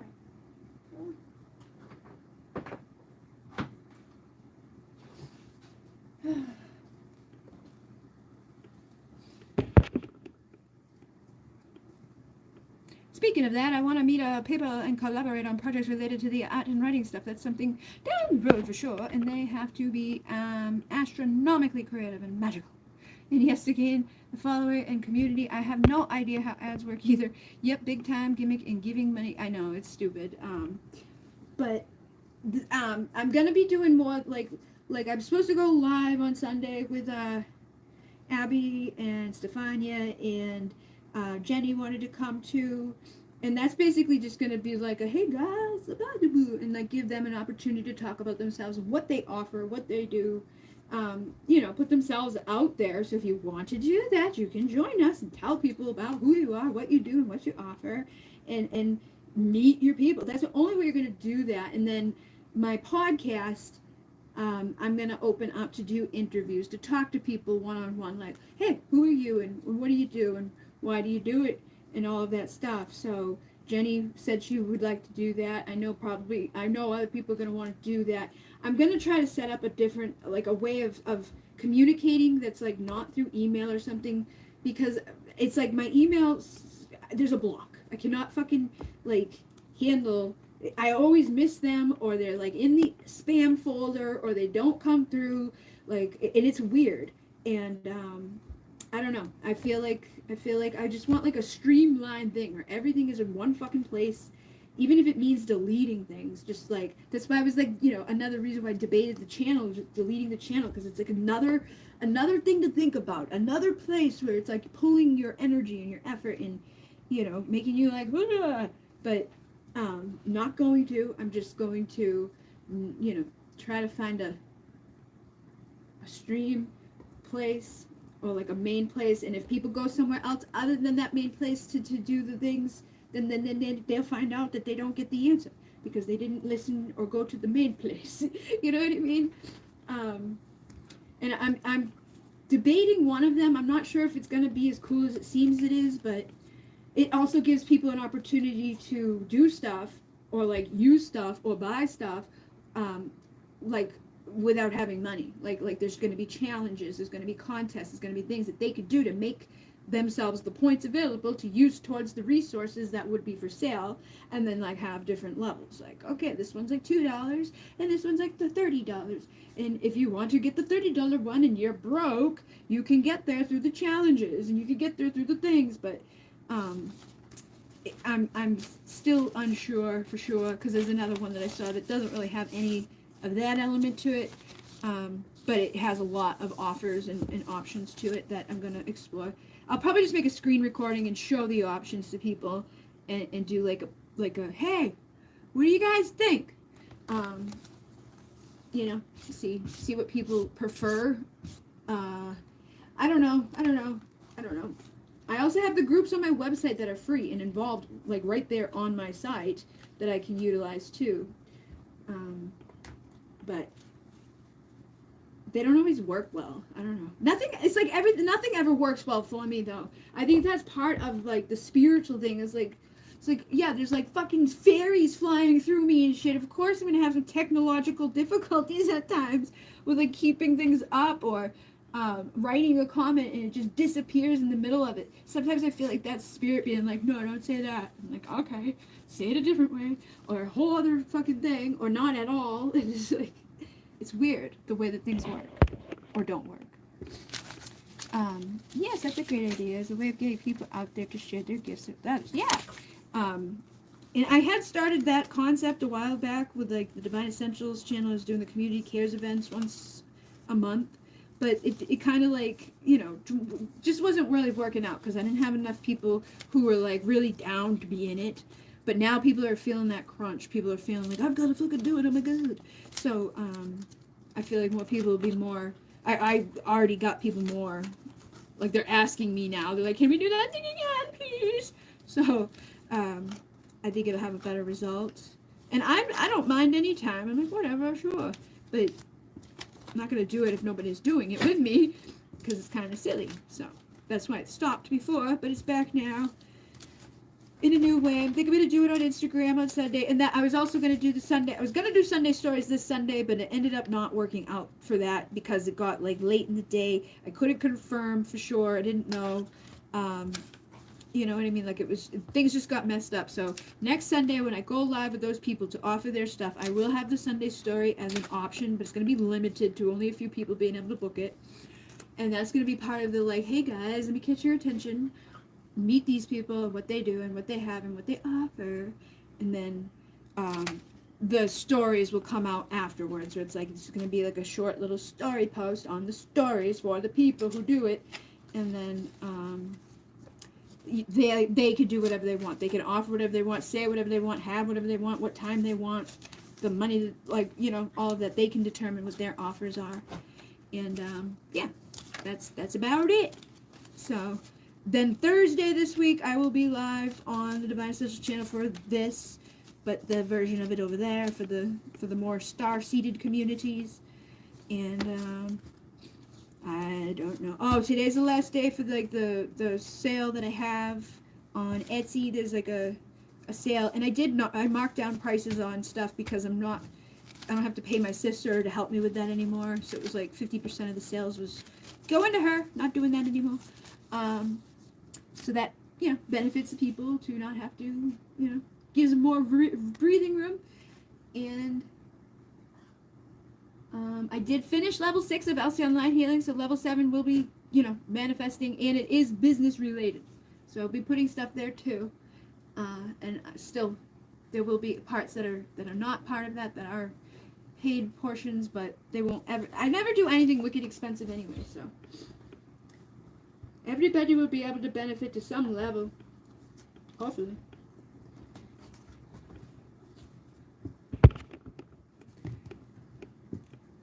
Nice. I'll try to make it for the live. I've had 2 Akashic readings with Stefania. The first time I heard, oh yeah, I cried too when Stefania did mine. She's good at it, and that's why I get frustrated with her too, cause like, and there was a whole thing that happened too, cause there was something that was going on with me specifically, and I kept letting it slide and letting it slide and letting it slide, and then she was almost ready to put her offer out there. She was like, yeah, I think I'm ready, and then somebody did to her what they had been kind of doing to me, and I was like, wah! Because then she didn't put her thing out there for a much longer time, and I was so fucking mad because she was really ready, and that thing people do to other people, just fucking, it's like, yeah, you want to treat me like shit, sure, but when you treat someone else like shit, it's not okay, it doesn't fly, and that's when I had enough of that, removed that problem, and then she finally got back to the place where she put her offer out there. And I even told her, like, people are going to want that. People love that. Akashic Record. She was the one that booked the most readings when we did the community cares. I know she could be successful with it, but she's one of those people that she keeps, you know, like, oh, let me do this, let me do that. I'm not sure. But nobody's ever going to be sure. We're never going to be like, yes, I know exactly what I need to do and how to do it. I've been doing things online for a long time. I've been doing things by myself for a long time. We're never going to be like, I'm such an expert, you know.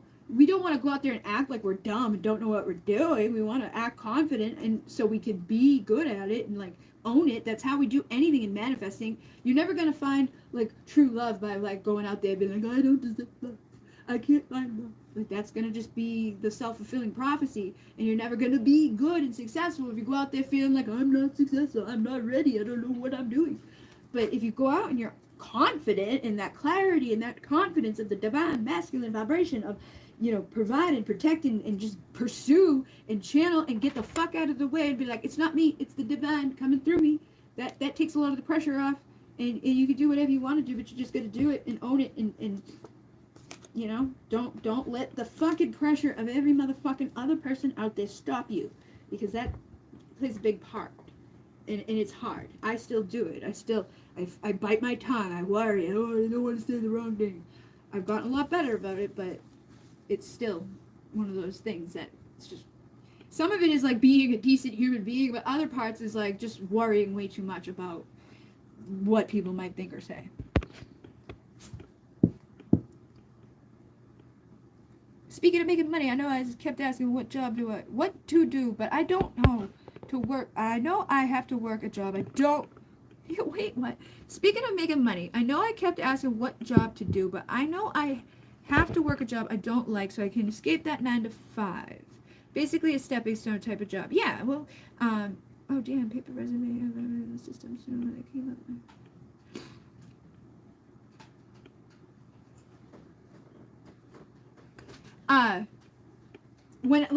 I had that transition from like doing what I was doing to do it, because before I used to work on people's websites, so like I made money doing that. I made money being like their person for their stuff, and I made a little bit of money doing like weekend events. Then when that time ended and I was like, removed out of the thing just like magically, I was like, okay. I did Uber. And I made good money doing that, and it was easy, and it was whenever I decided to fucking do it. And it was like, there was like a night I made $400 in tips just driving on Uber because people needed a ride. If you go to an area, and just be smart and like, again, set intentions of protection and all of that. Don't be like, let me go to like the projects where I know people are going to murder me. Like, you'll be all right because they ding you off of where you are. So, like, on a Friday night down fucking Plymouth waterfront, I'm like, hey, guys, all the drunk people need a ride home. And they're like, I was still being a psychic for most of them. They were like, what do you think about this guy? Oh, my God. Thank you so much. Like, it was weird. It was like, but it got me through and made a decent, actually really decent money through it. And it was whatever. You could do that with like waitressing. You could do that with delivering food. You could do that with like Instacart or there's so many things out there. But like, again, it's the perspective, and it's like how we see our life. It's like you're not doing something, or you're used to being a certain way, or providing your things in a 9 to 5 office way. You're probably going to keep seeing yourself in that way, or feeling like that's the only way I can make money because that's the only way I've been making money. I'm used to my little like doop-a-doo. But if you just break out of there and you're like, wait a minute, there's a whole bunch of other places that I can do it, to use as a stepping stone that will actually give me the freedom to do more. And then you put yourself into a position like at a restaurant, or as a bartender, or as like even like a host who just stands at the place and seats people. You're now communicating, talking to people. You get to put yourself out there and build rapport with others in your community and all over. And then like the word of mouth, like there's people around my area that know who I am, that like say stuff to my sister that I have no clue who they are, but they know who I am because of like whatever. Just it's over time. It's like you want to put yourself out there in all the ways and always be working for you. Like there's certain jobs you don't want to walk into that job and be like soliciting people, but just being who you are and talk about what you do and all of that, it comes up naturally. So if you're a server on the weekends and people ask you about yourself, which most people end up getting there, they find out. And if you had a business card, boop-a-doo, now you've got another subscriber that you got through whatever, like a different form of things. But if you put the energy out there and you're open and just transparent, things usually come together. And just be open with change too. Like sometimes we don't know what we're going to do yet because we don't really know what we like to do yet because we haven't done it yet. Maybe you're going to do something and decide like, I really don't like doing this, and then you don't do it anymore.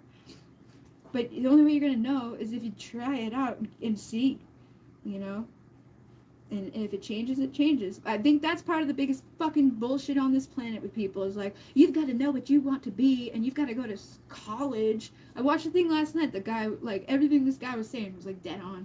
Because nowadays, like, back in the day, at least when you came out of college, you had, like, a degree for something useful. Now people go to college, they come out with fucking debt and they have, like, no skill to apply to a job that's actually going to, like, give them, like, a good money or like a realistic thing. It's like I'm an expert at some weird ass thing that nobody knows what you're talking about. It is very not likely to happen. But these other people who are like, I'm gonna go to the VOTAC and become like a plumber at 18 when they, like, these people graduate, these people are already like homeowners and they're paid off all their debts and they don't have fucking massive whatever. It's part of that like pyramid bullshit that they like woo-hoo-hoo, and they flip everybody out about. Kids are so stressed out about. It's like, you're not allowed to drink. You can't decide to drink. You can't even fucking like vote, but you think you should know what you want to be for the rest of your life? Don't worry about it. You're probably not even going to have the same like beliefs.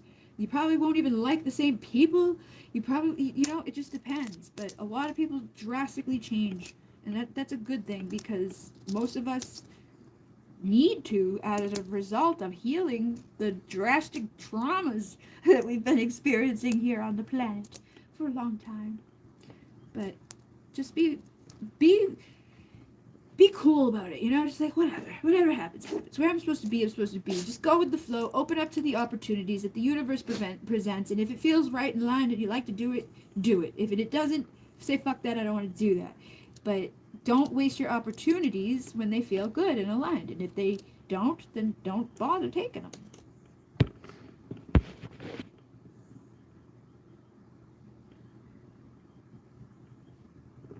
Oh my god, for the random.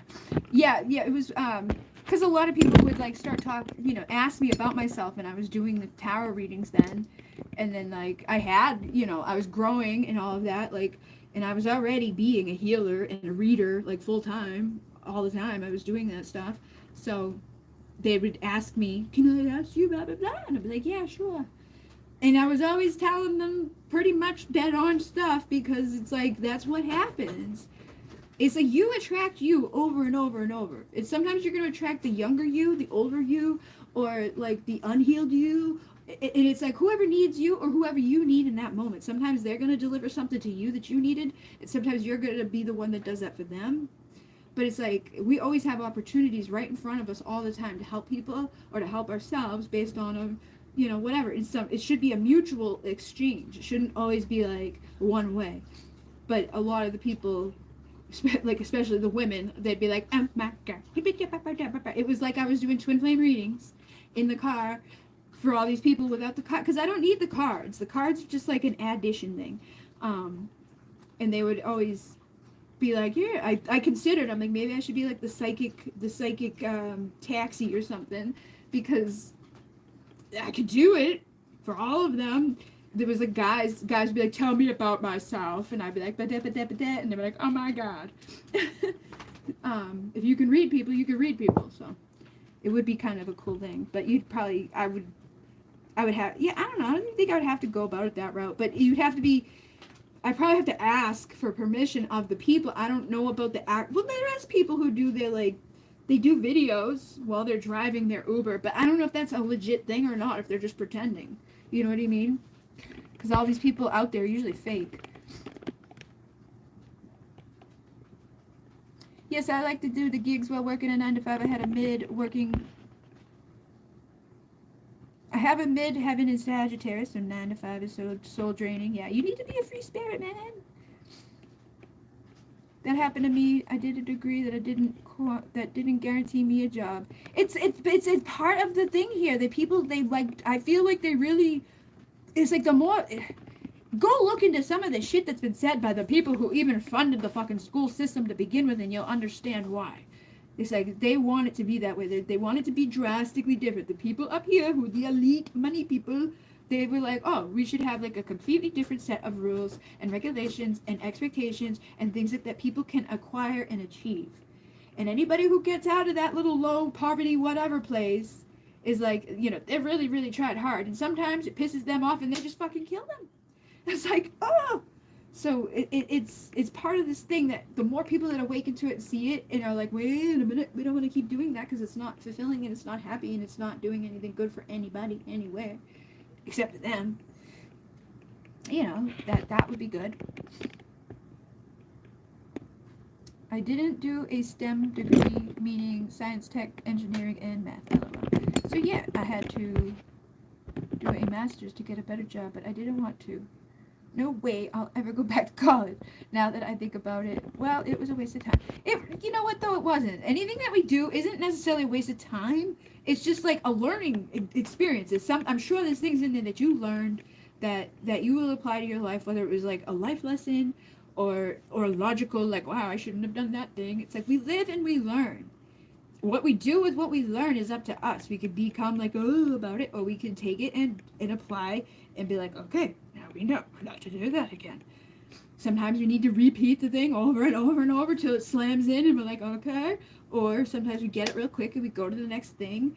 And if you service to others, it's like, hey, when you see kids coming out of college and they're all freaking out and you know that they're going to be making a decision similar to one that you did, be like, maybe you should consider ba-ba-ba, so that they don't do that. It's like sometimes you learn to prevent the next guy from making the same mistake. It's some of the most famous people who've done the biggest things or the most it's like they were like 40, 50, whatever. Sometimes we don't know what we like to do or who we are or where we should be until later in life. But it shouldn't be a race, and it shouldn't be so stressed out. Money is not that fucking important. The people who have it don't usually seem too happy. It's like, yeah, I have some fucking nice shit.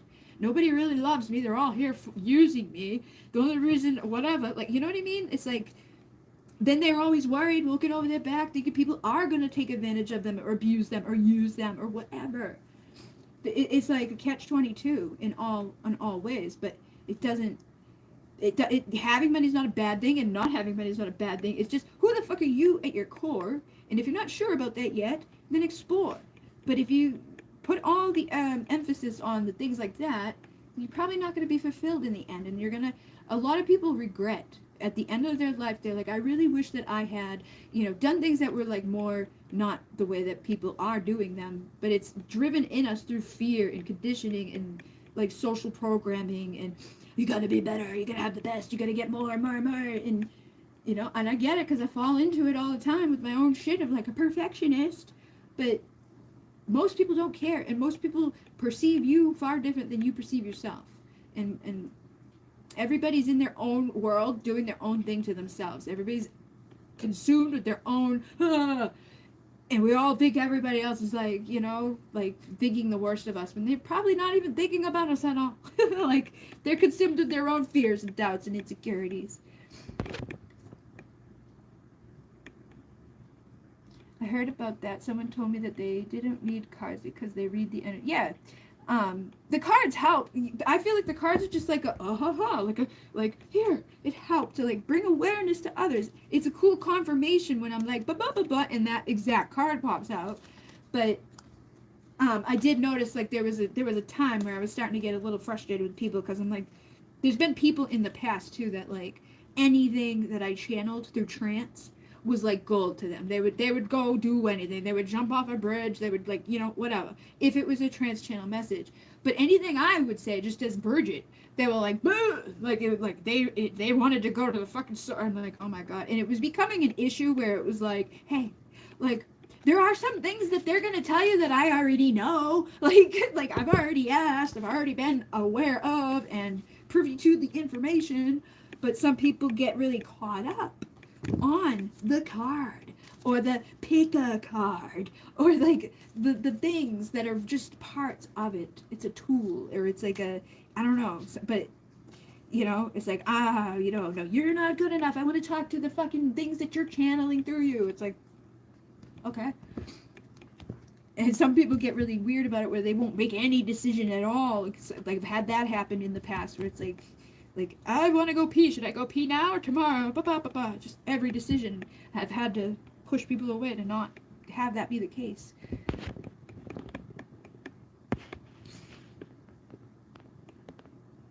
I learned critical thinking. Yes, that's a good thing to have.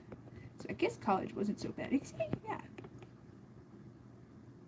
You could take that and mix that together. You could make your own art. You could make your own decks. You could create a deck on like the ancient history. Like teach people about like ancient Egypt. Make an ancient Egypt deck where you're like doing a poem and you're doing like some artwork in there and you're writing about it and you have the little book to go with it and it's like a blah blah blah.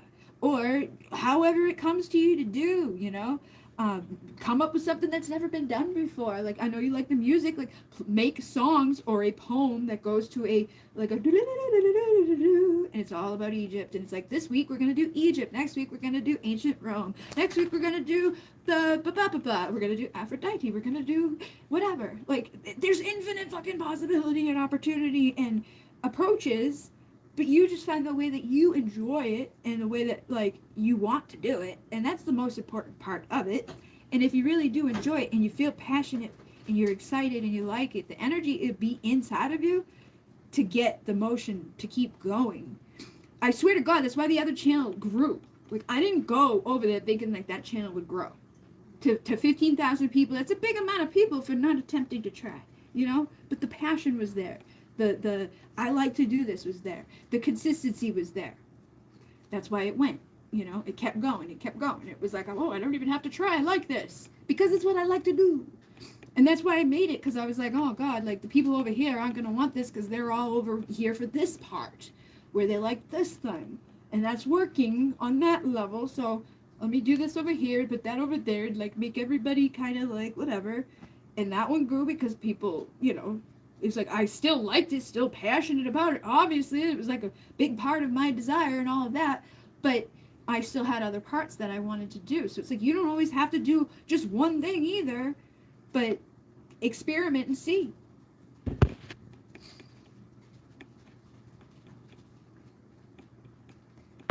Use art as well. And wow, the place nowadays where Mesopotamia was. I wonder to those people what their stories were. You could make up stories for them. You could write, you channel even, you know, you could tell the stories of the souls. Like, use your ability to tap in, set the intention to receive the messages of the people, of the history of those certain places. Like, we're going to, you know, look at a picture of this place, and I'm going to tap into the energy of that place where people I know were there, and I'm going to ask Spirit to assist me and guide me in connecting to anybody that wants to tell their story. And then write it or speak it or do whatever you feel like doing it, or channel it into music, or channel it into art, or channel it to a poem, or channel it to like a candle or a blend, or however it wants to be created. But again, it's like you just go with it. You just take it, whatever it is. Chronicler or something. Think I've done. Yeah, so you've already done it. You could probably do it again. You mentioned about creating a deck like that. It was so vivid. I wrote it down, and yes, I think I have to do a deck. Yeah, do it. And that's how I learned more about this stuff, the astrology stuff. And now I'm like deeper into the astrology stuff because I got the basics down by creating this for me. So it's like win-win. People love this deck. A lot of people have been buying this deck.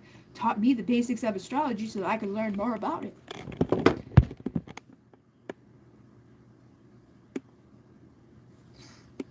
Mediumship, yeah. Well, it's like channeling and mediumship are kind of the same thing for me, though. Like, I don't like to do mediumship because I feel the sadness of the people here and the pain of the people who passed. Like the first time I did it, it was a guy that had a heart attack, and I was like practicing with a guy here, and I saw like pencils rolling on a desk, and I could feel like pain in my heart.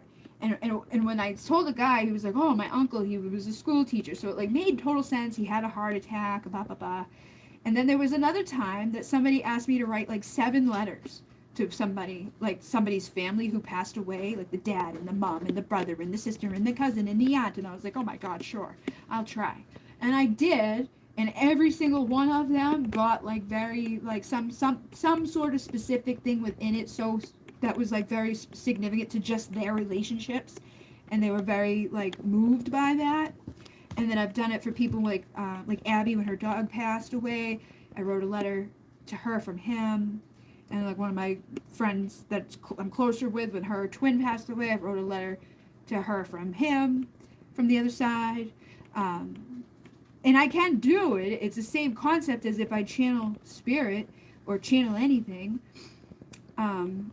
But it's just the intention. I open the vortex and I connect to spirit and I bring the energy and the frequency down and I just set the intention. The intention is the key, and I get out of the way and I just speak or write or create whatever it is that I'm creating, whether it's like a blend or a candle or a letter or just some words or whatever. And sometimes, you know, it's all different ways. But I have so many times that people are like, oh my God, that's exactly what I needed to hear, or thank you so much.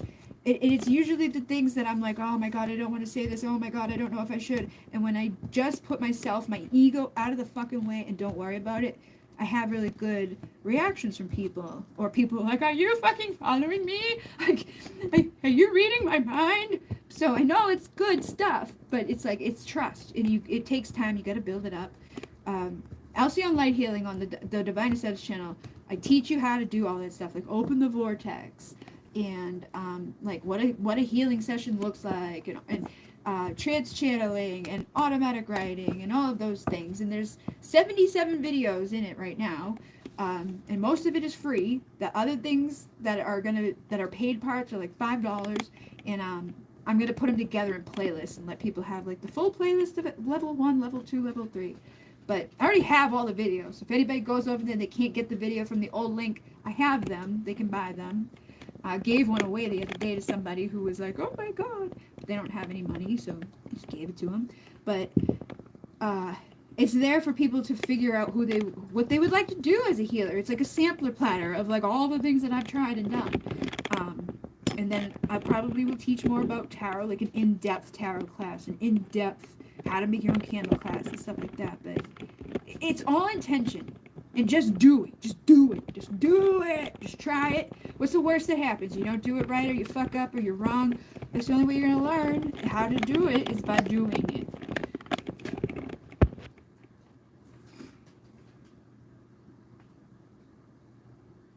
I have some letters that you channel for me, and I will have to review them. Yeah, do it. You can do that too. Again, when you, like everything you do in life, if you're doing dishes, if you're cleaning the sink, if you're here, if you know whatever you're doing, just realize you are channeling energy in that moment to do that thing. You set an intention to wash the dishes. You set the intention to get out of bed. You set the intention to go pee, and that's a ritual. You went in there and you did your thing, and you do it the same probably almost every time. And you're not even really thinking about it. You're just in motion. Have you ever driven somewhere and you're like, wow, how did I get here? You don't remember the ride? Because you're channeling, and you're not really like, you don't have to be there. Once you've done it, you put yourself in like autopilot. That's like the key of being a good channel, is realizing that it has nothing to do with you. It's more so you just moving out of the way, moving the ego out of the way, knowing that like you're just making yourself open and available to be able to deliver what needs to be delivered. And the more that you do it, the more it gets easy, because the easier it is for you to trust what's coming through, because you get the confirmation from the people around you that are like, oh my God, when it happens. But it takes effort to get over that hump for most of us, because everybody's so fucking consumed with what anybody, oh my God, I don't want to, like, whether it's offending people or just saying whatever, or just how we feel about ourselves. Those are usually the biggest obstacles that everybody's faced here, and it's the ego. And if we could just like realize that most people aren't out here like trying to be that way towards you. Some are. It sucks. Like sometimes like I'm doing something, I hear the thoughts of the haters. Like I know exactly what's going to be thought or said by people. And there's been times that I've had to not do things just because I needed to wait a little while so that I wasn't going to be a complete bitch while doing it, because I can hear or feel or sense the reactions. And if I can do it on the level that I do it with people when they confirm for me, I'm like, well, yeah, there's probably going to be a legit thing that's actually being thought or said, because people get triggered and people have reactions. But guess what? It doesn't matter. Like, there's going to be other people out there. They're like the 1 out of the 100. There's always going to be a hater. There's always going to be a douche. There's always going to be somebody hating you because they ain't you, or that they can't do that. But they could do that if they just took the energy and effort of the hate and applied it to like trying. Most people out here aren't like that. Most people want to see other people's success. Most people want to have the confidence to overcome. And most people are going to get inspired by things that are uplifting and good. And if your intention is good and your heart is in the right place and you actually try, and then you're honest with people, even when you make mistakes, or even when like whatever happens along the way, it all comes together. And if sometimes we lose things and we come back and we whatever. But we're never going to get anywhere if we are worried about the initial step, or taking a fall or just like dipping down or looking foolish once in a while. You can't get it all right, so you might as well just try until it get better and get better and get better. The Munay Ki rides are something I want to do soon, but when I can get financially stable. And a thing I do with that too, so people don't have to like do it all at once, because I understand the money thing. I do them like one at a time for people, so it's like $11, $11 to get the first ride. You come back in a week, you can come back in a month, you can come back in a year and do the second ride. And the way that that's set up right now is I'm just doing them individually. Like you message, if you go to the website, there's like a chat box thingy. Click that or click the contact page. I might not answer you immediately, but I will get back to you as soon as I can.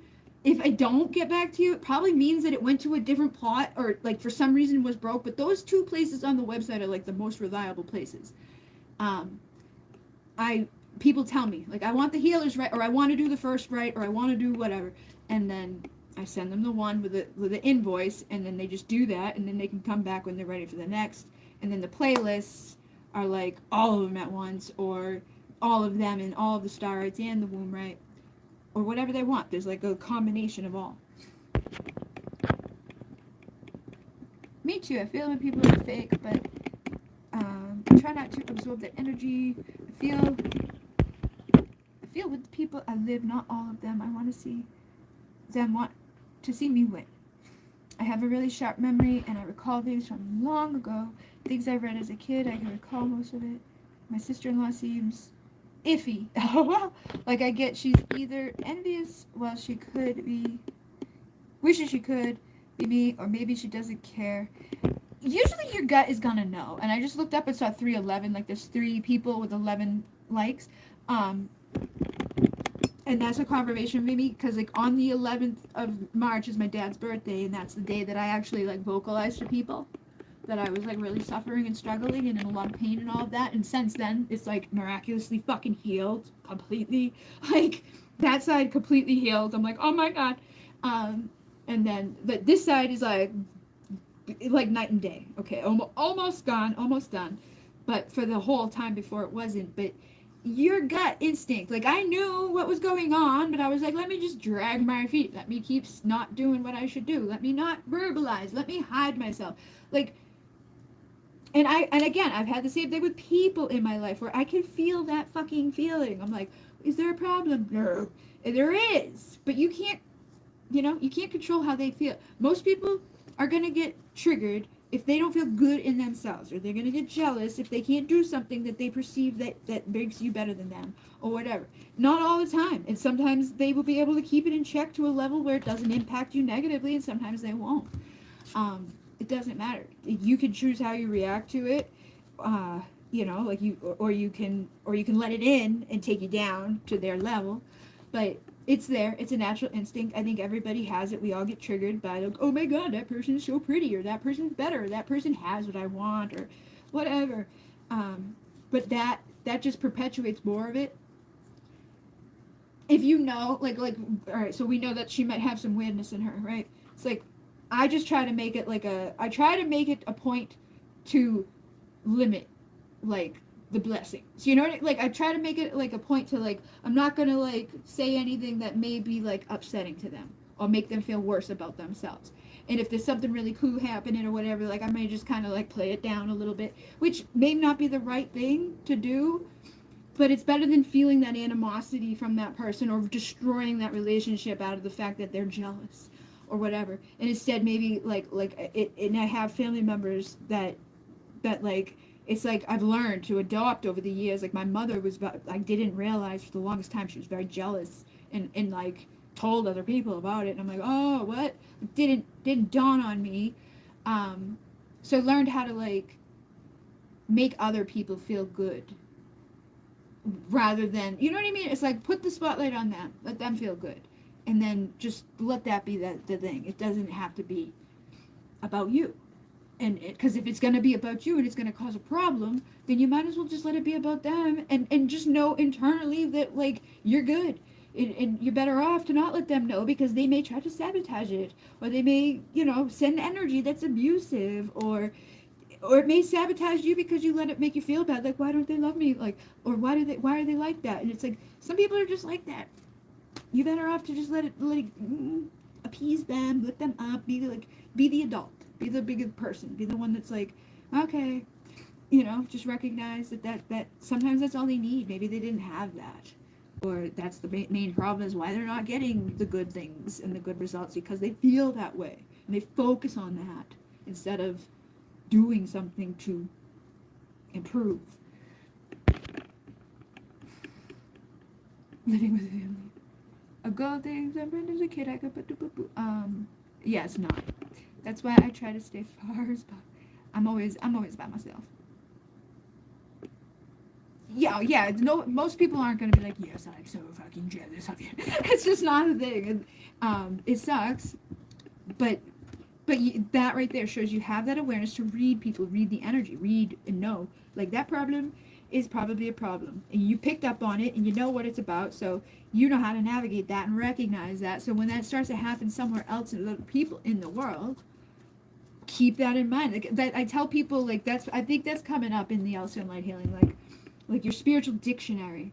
It's like spirit, I have like the thing that, like, when I see the eagle, what the eagle means and represents to me. So that's part of my spiritual dictionary. But so is like the energy and frequency of jealousy, or the energy and frequency of like what somebody might have done and what that looks like and feels like, and the clues, so it's like we've got a big dictionary through my life experiences, but we also have one like for like the symbolism, or like what spirit's going to do, and spirit's only going to do it specific to you. So like what you think the eagle is, that's what they're going to tell you, that's what they're going to use to show you. Same thing with the fucking spider.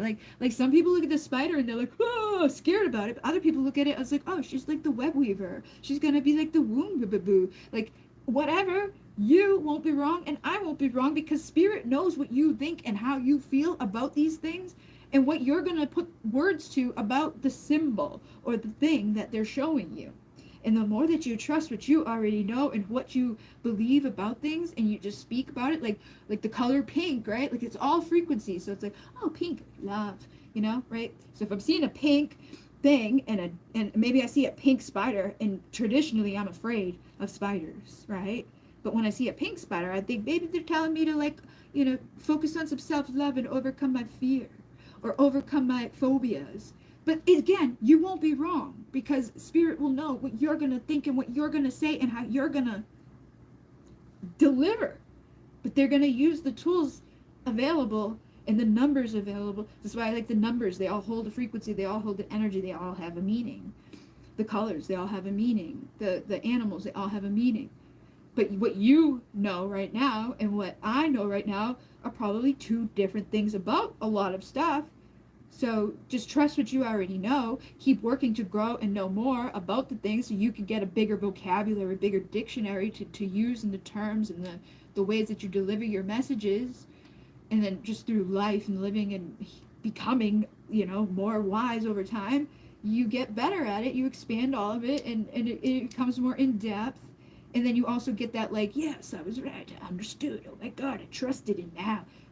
But it's really not like rocket science. It's like, just let it be. Just whatever you see, whatever you feel, whatever you think, just trust and do, and know that they're not going to come bring you something like if you think of that way, don't say something totally different.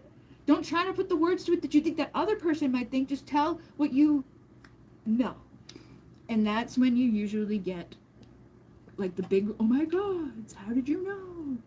And it's like, I don't know, I just knew. Sometimes I don't even know that I know until later on, and it's like, oh my god, I fucking even knew that, whoa.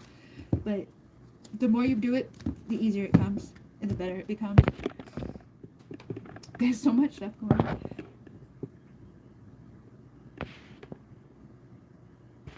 I'm good at certain things. She doesn't take up space.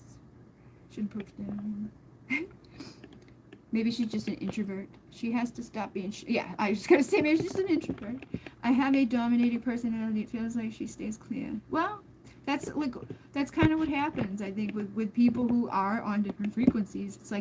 It's just like a natural thing. Like, it may not even be like a personal thing. It's just, she might just be that way, And she's just timid. I feel isolated even though I'm with others. I know. suffocating. Yeah. That's what happens when you have a spiritual awakening. You know, that empathy, that extra sensitivity. You become aware of stuff that you can't keep sweeping under the fucking rug because the rug gets piled and piled and piled. And it's like, well, that's a pretty obvious problem. But it takes time to overcome or to get away or to make your way away. You know, it's like, oh, this place isn't working for me. I'm not vibing anymore. These people don't really make me feel whatever. But eventually, when it's meant to be, your true community says, you have a community of support. Your true friends are out there. The people that are going to love and support you are out there. So cut the cords to the ones that aren't. Make the space for the ones that are. Go out and you know, like, remember who the hell you are.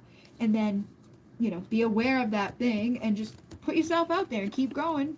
And it will all happen when it's meant to. And it will just kind of, like, one day you'll look back and be like, holy shit, this is a completely different reality than it was. But it's a natural progression. Like, when I first woke up, nobody was awake. So it was nobody for me to find or talk to. I was like, I'm a fucking psychopath. I'm a weirdo. Like, we hadn't even had the freaking, like, 2012 thing, the apocalypse, like, the end of the world. So nobody was talking about much for a long time. And then finally, even if they were, I wouldn't have mentioned or told people because it wasn't widely accepted to be spiritually, like, a weirdo. And especially on the level that I was, because it was like a whole new world of people, and I'm like, I really thought it was just like a mental illness. I'm like, I must be really messed up, like something significantly wrong here. But it was weird experiences. It wasn't like, oh, she's just nuts. Like, the stuff I was saying was making sense, and it was like, I just said a whole spiel. The TV then decided to say the exact same fucking thing. What? Like, weird shit that still happens to me, but it makes you feel crazy at first and very isolated, which is part of the process that you need to go through awakening anyways. Kind of like isolated way. You get it? Yeah, you'll find your people. But yeah, I'm gonna go. It's been 3 hours and 36 minutes, and my little Sirius is getting upset. He's like, what the fuck, mama? What the fuck? Yeah, you upset? Look at my child. What's the matter? Oh, oh, oh.